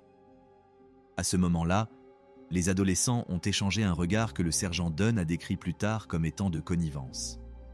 Le sergent a alors pensé que les adolescents, qui n'avaient pas encore été inculpés, cachaient quelque chose d'important. De nouveaux détails sont alors apparus dans le récit de garçon B, qui ne figurait pas dans sa version initiale. Finalement, les policiers ont emmené les adolescents et leurs parents au commissariat. Garçon B a affirmé, comme auparavant, qu'il n'avait plus jamais entendu parler d'Anna après l'avoir laissée en compagnie de son ami. Selon lui, il n'avait aucune idée de ce qui pouvait lui être arrivé de grave. De son côté, le garçon A fourni un compte-rendu extrêmement détaillé de ses déplacements ce jour-là. Il a expliqué que garçon B était l'un de ses amis les plus proches et qu'il s'était donné rendez-vous dans le parc dans l'après-midi. Selon lui, il n'avait pas réalisé que son ami amènerait Anna, qui l'ennuyait. Il avait réalisé que la jeune fille était amoureuse de lui. Elle l'avait déjà invité à sortir avec elle une fois. Il avait refusé à nouveau. La même chose s'est reproduite cette fois-ci. Après ces mots, Anna serait partie sans dire un mot. Les policiers ont remarqué que garçon A avait des blessures aux mains et au visage. Ils l'ont interrogé à ce sujet et il a expliqué qu'après avoir été laissé seul par Anna, il était allé se promener. Selon lui, alors qu'il marchait, il a été attaqué par 2 hommes. Ils l'ont jeté au sol et lui ont donné plusieurs coups de pied. L'histoire semblait assez logique. Cependant, l'adolescent a ajouté quelques nouveaux détails. Il a déclaré avoir réussi à se relever et avoir porté un coup de pied à la tête de l'un de ses agresseurs. Cette partie du récit semblait davantage appartenir à un fantasme qu'à une réalité. Pour confirmer ou infirmer ce récit, les policiers ont continué à interroger l'adolescent. La description des agresseurs présumés faite par l'adolescent a permis aux autorités de réaliser des portraits robots de ces derniers. Les enquêteurs ont également pris des photos des agresseurs et réinterrogé les personnes présentes dans le parc le jour de la disparition d'Anna. Aucune des personnes interrogées n'a reconnu les agresseurs. Enfin, la police a prélevé un échantillon de boue sur les chaussures de l'adolescent et a saisi son téléphone portable. L'enquête a été dirigée par l'inspecteur Mark O'Neill le mercredi 16 mai 2018. L'hypothèse d'une disparition simple d'Anna a rapidement laissé place à celle d'un crime possible. Des agents issus de diverses agences ont participé à l'opération de recherche. Ils ont été chargés de procéder à un balayage complet du parc ainsi que de toutes les zones éloignées possibles, des fossés et des buissons. Au cours de leur inspection, les policiers ont découvert une maison abandonnée connue dans le quartier sous le nom de Glenwood House. Cette dernière avait été construite au XIXe siècle. La demeure était inhabitée depuis la fin du XXe siècle. Considérée comme une ruine par les habitants de la région, elle était également un lieu de cachette pour les adolescents qui voulaient se soustraire au regard des adultes. En raison de son éloignement et de son état de délabrement, ce bâtiment servait de lieu de cachette pour les adolescents qui voulaient se soustraire au regard des adultes. L'intérieur comme l'extérieur de la maison était jonché d'ordures. Les policiers se sont séparés en entrant dans la maison. Certains inspectent l'espace principal tandis que d'autres explorent les chambres. Au bout d'un des couloirs principaux se trouve une pièce dont les fenêtres sont condamnées. Il y avait encore de la lumière qui passait. L'un des policiers a fini par distinguer une silhouette humaine. Il s'agissait du corps sans vie d'une femme. Son visage était couvert de cheveux. Au bout de quelques instants, il apparut clairement qu'il s'agissait d'Anna. Elle avait un morceau de ruban adhésif autour du cou et l'extrémité de ses doigts était visible en dessous. Elle semblait essayer de l'arracher pour ne pas suffoquer. La jeune fille était nue. Elle ne portait qu'un bas noir. Après une brève fouille de la chambre, les policiers ont trouvé le reste de ses vêtements. Le soutien-gorge et le t-shirt de la victime avaient été déchirés en lambeaux. Des fragments de l'étui du téléphone portable d'Anna ont été découverts sur le sol. Un bâton et une brique tachée de sang ont été découverts à côté du corps. Tout cela indique qu'il s'est passé des choses terribles ici. Finalement, l'enquête s'est concentrée sur la thèse de l'enlèvement et du meurtre. Sur ordre de l'inspecteur O'Neill, les experts médico-légaux ont commencé à collecter et à analyser les preuves trouvées sur la scène de crime. Le corps d'Anna a été transporté au centre pour y subir une autopsie. L'ampleur des traumatismes subis par le corps de la jeune fille a choqué le pathologiste. Il lui a fallu plus de 40 minutes pour dresser la liste de toutes les parties du corps présentant des blessures. Les blessures les plus graves étaient localisées à la tête et au cou. Il a également été établi qu'Anna avait été contrainte d'avoir des relations intimes. Toutefois, on ignore si cela s'est produit avant ou après sa mort. Outre les échantillons de sang appartenant à la victime, les enquêteurs ont trouvé plusieurs empreintes digitales et des traces de matériel génétique sur ses vêtements. Ces éléments leur ont permis d'établir une chronologie des événements possibles. Anna a vraisemblablement été attaquée dès qu'elle s'est retrouvée dans cette pièce. Alors qu'elle s'effondrait sur le sol, son agresseur l'a frappée au moins 4 fois à la tête avec une brique.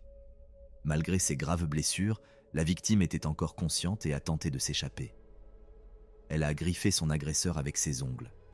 Comme ses ongles étaient faux, certains se sont détachés et sont tombés sur le sol. Anna a ensuite été traînée jusqu'à la fenêtre.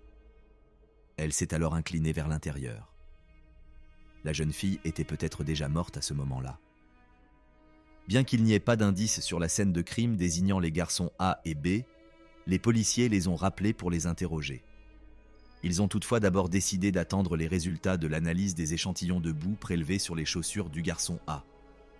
Finalement, l'analyse a révélé la présence de sang d'Anna dans les chaussures de l'adolescent.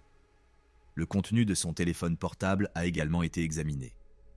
On y a trouvé diverses photos de nature dérangeante, une sélection de films d'horreur, ainsi que des notes énumérant des moyens de nuire à autrui.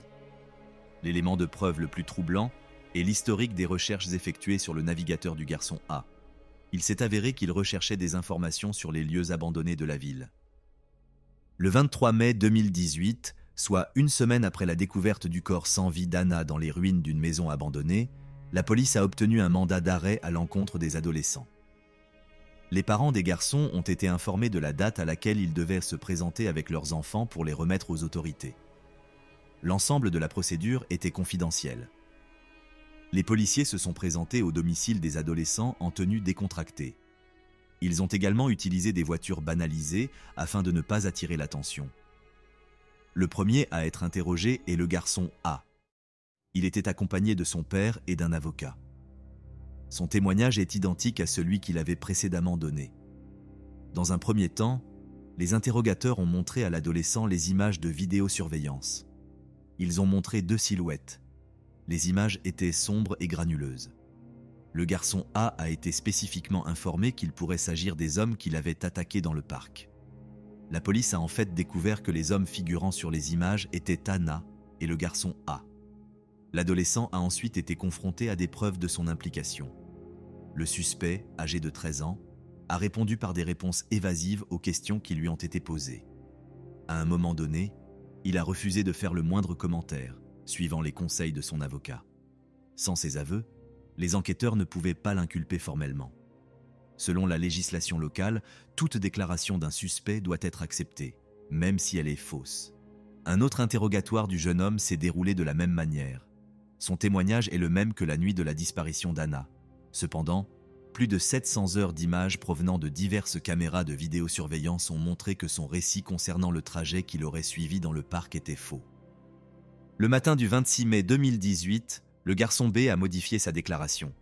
Il y indique qu'il a fait traverser la piste cyclable à Anna et non la zone du parc comme il l'avait initialement indiqué. Il a également affirmé que le garçon A était entré dans la maison abandonnée avec Anna. Alors qu'il quittait les lieux, il aurait entendu un cri. Selon lui, ce cri n'était pas très puissant.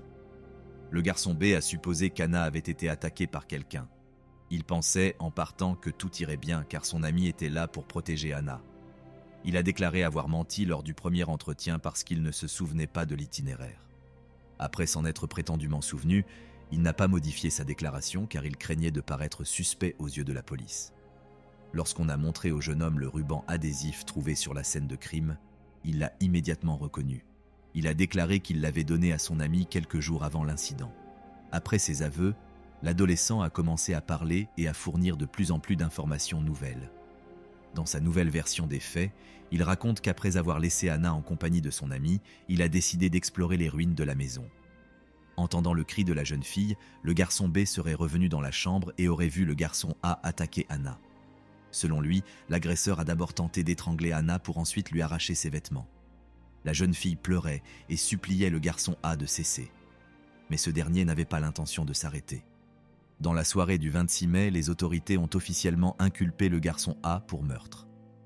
Les funérailles d'Anna ont eu lieu le jeudi 31 mai 2018. Les parents de la victime ont demandé au public de faire un don à une organisation russo-irlandaise qui s'occupe des processus d'adoption d'enfants. Grâce à cette dernière, ils ont pu faire entrer Anna dans leur famille. Le cercueil de la fille était décoré d'un drapeau russe et d'une poupée matrioshka. Ces éléments faisaient référence à ses origines. Une petite figurine de la Tour Eiffel a également été placée sur le cercueil car c'était le passe-temps favori d'Anna durant ses vacances à Paris. Après l'enterrement, l'enquête sur les causes de sa mort a continué. L'inculpation du garçon A a permis à la police d'obtenir l'autorisation de fouiller le domicile et la chambre de l'adolescent. Plusieurs éléments de preuve y ont été découverts, qui ont renforcé les soupçons pesant sur l'accusé. Les autorités y ont trouvé un sac contenant ce qui a été décrit plus tard comme le kit du tueur. Il s'agissait d'un masque de cuir artisanal, de genouillères et de coudières, de gants et d'une écharpe en filet. L'examen médico-légal a révélé la présence du sang d'Anna sur chacun de ces objets. 2 téléphones portables ont également été découverts. Ensemble, ils contenaient plus de 12 000 images pornographiques. La plupart représentèrent des hommes, les yeux fermés, en train d'étrangler des femmes nues. Après avoir examiné l'historique de navigation de ces appareils, les enquêteurs ont découvert que l'adolescent visitait régulièrement des sites pour adultes. En règle générale, le jeune homme était attiré par des vidéos mettant en scène des filles russes. Certaines d'entre elles s'appelaient Anastasia. Au fil du temps, les preuves contre l'adolescent ont fini par se multiplier. Tout d'abord, un homme qui promenait son chien dans le parc a affirmé avoir vu l'accusé près d'une maison abandonnée le jour de la disparition d'Anna. Ensuite, un camarade de classe du jeune homme a témoigné. Selon lui, l'accusé aurait eu un comportement étrange pendant plusieurs jours après la disparition de la jeune fille. Par ailleurs, les enquêteurs ont reçu les résultats de l'analyse du matériel génétique trouvé sur les vêtements de la victime. La comparaison avec l'échantillon d'ADN prélevé sur l'accusé a révélé une concordance entre les deux. Cela a permis d'élargir les charges retenues contre l'adolescent de 13 ans. Il est désormais également accusé de contrainte aggravée à l'intimité. Depuis, les adolescents ont été interrogés au moins 3 fois plus souvent. Les enquêteurs ont tenté d'obtenir de plus amples informations sur le jour où l'infraction a été commise. Le garçon B a fait une nouvelle déclaration.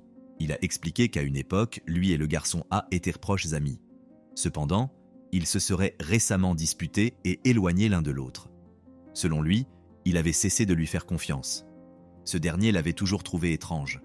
Il avait peur de lui, même s'il ne comprenait pas exactement la raison de cette peur. Selon les éléments de preuve, 1 mois avant l'agression d'Anna, les 2 élèves ont eu une conversation. À ce moment-là, le garçon B n'avait pas pris ses paroles au sérieux. Il a néanmoins demandé à son ami de lui confirmer l'identité de la victime potentielle. Ce dernier aurait répondu qu'il souhaitait éliminer Anna.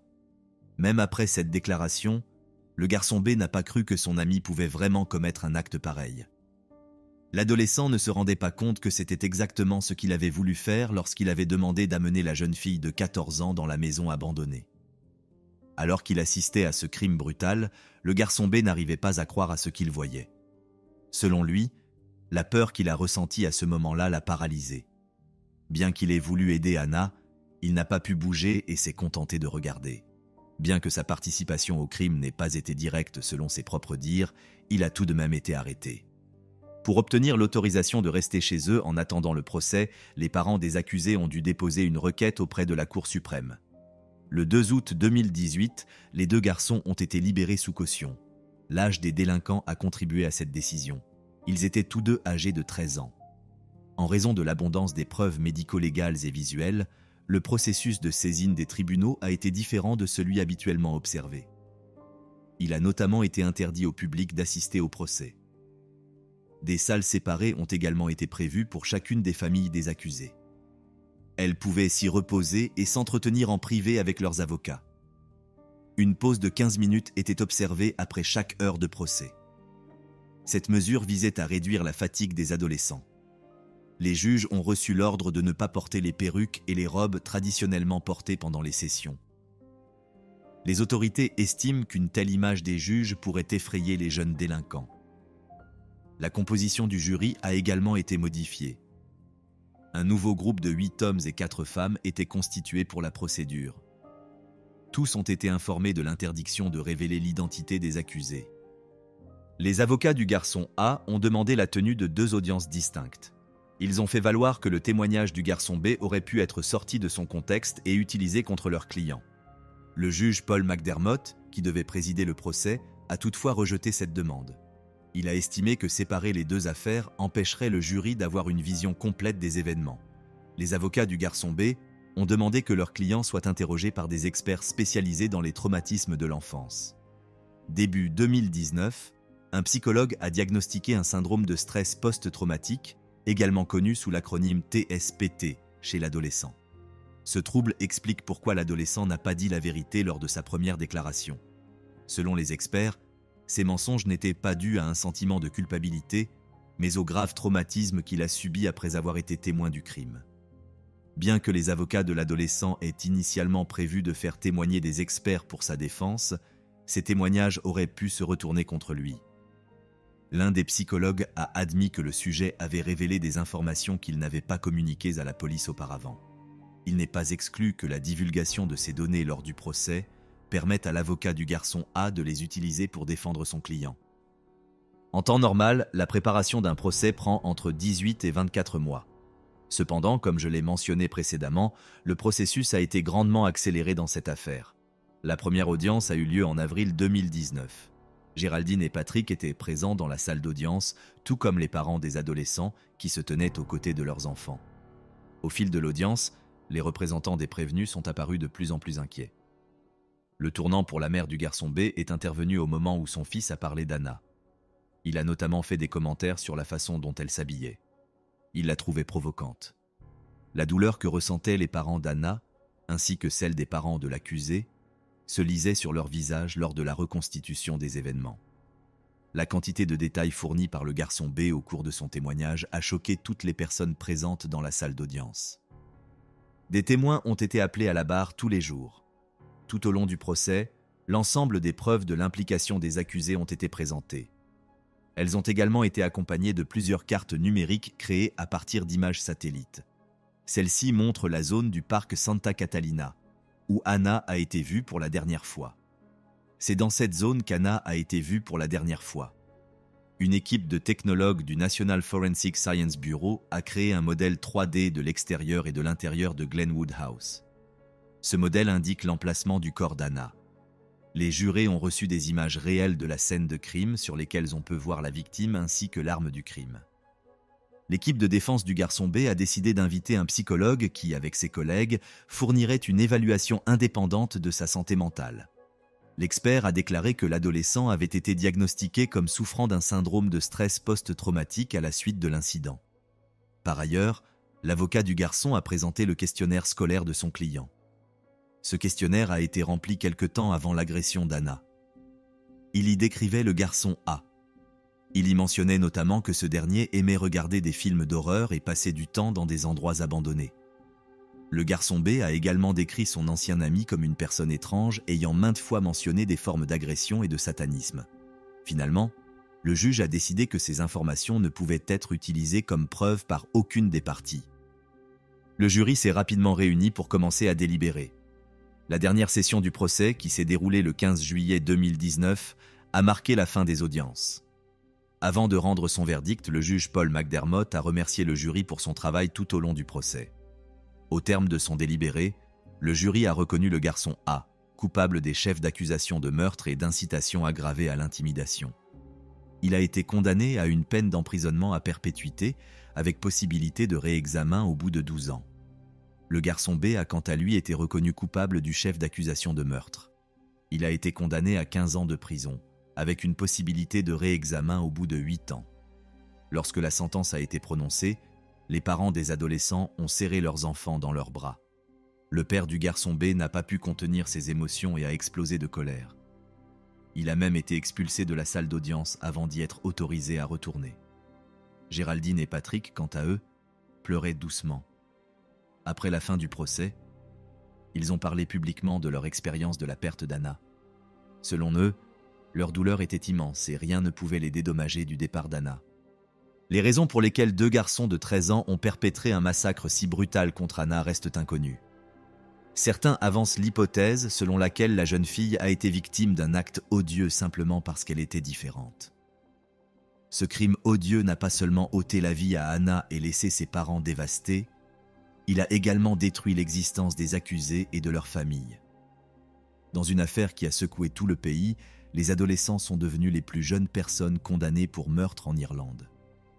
Malgré la brutalité de leur acte, la loi irlandaise ne permet pas de révéler leur identité. En 2023, une dizaine de personnes ont été accusées d'avoir rendu publiques les données personnelles des 2 adolescents. Certains de ces citoyens pourraient être poursuivis en justice.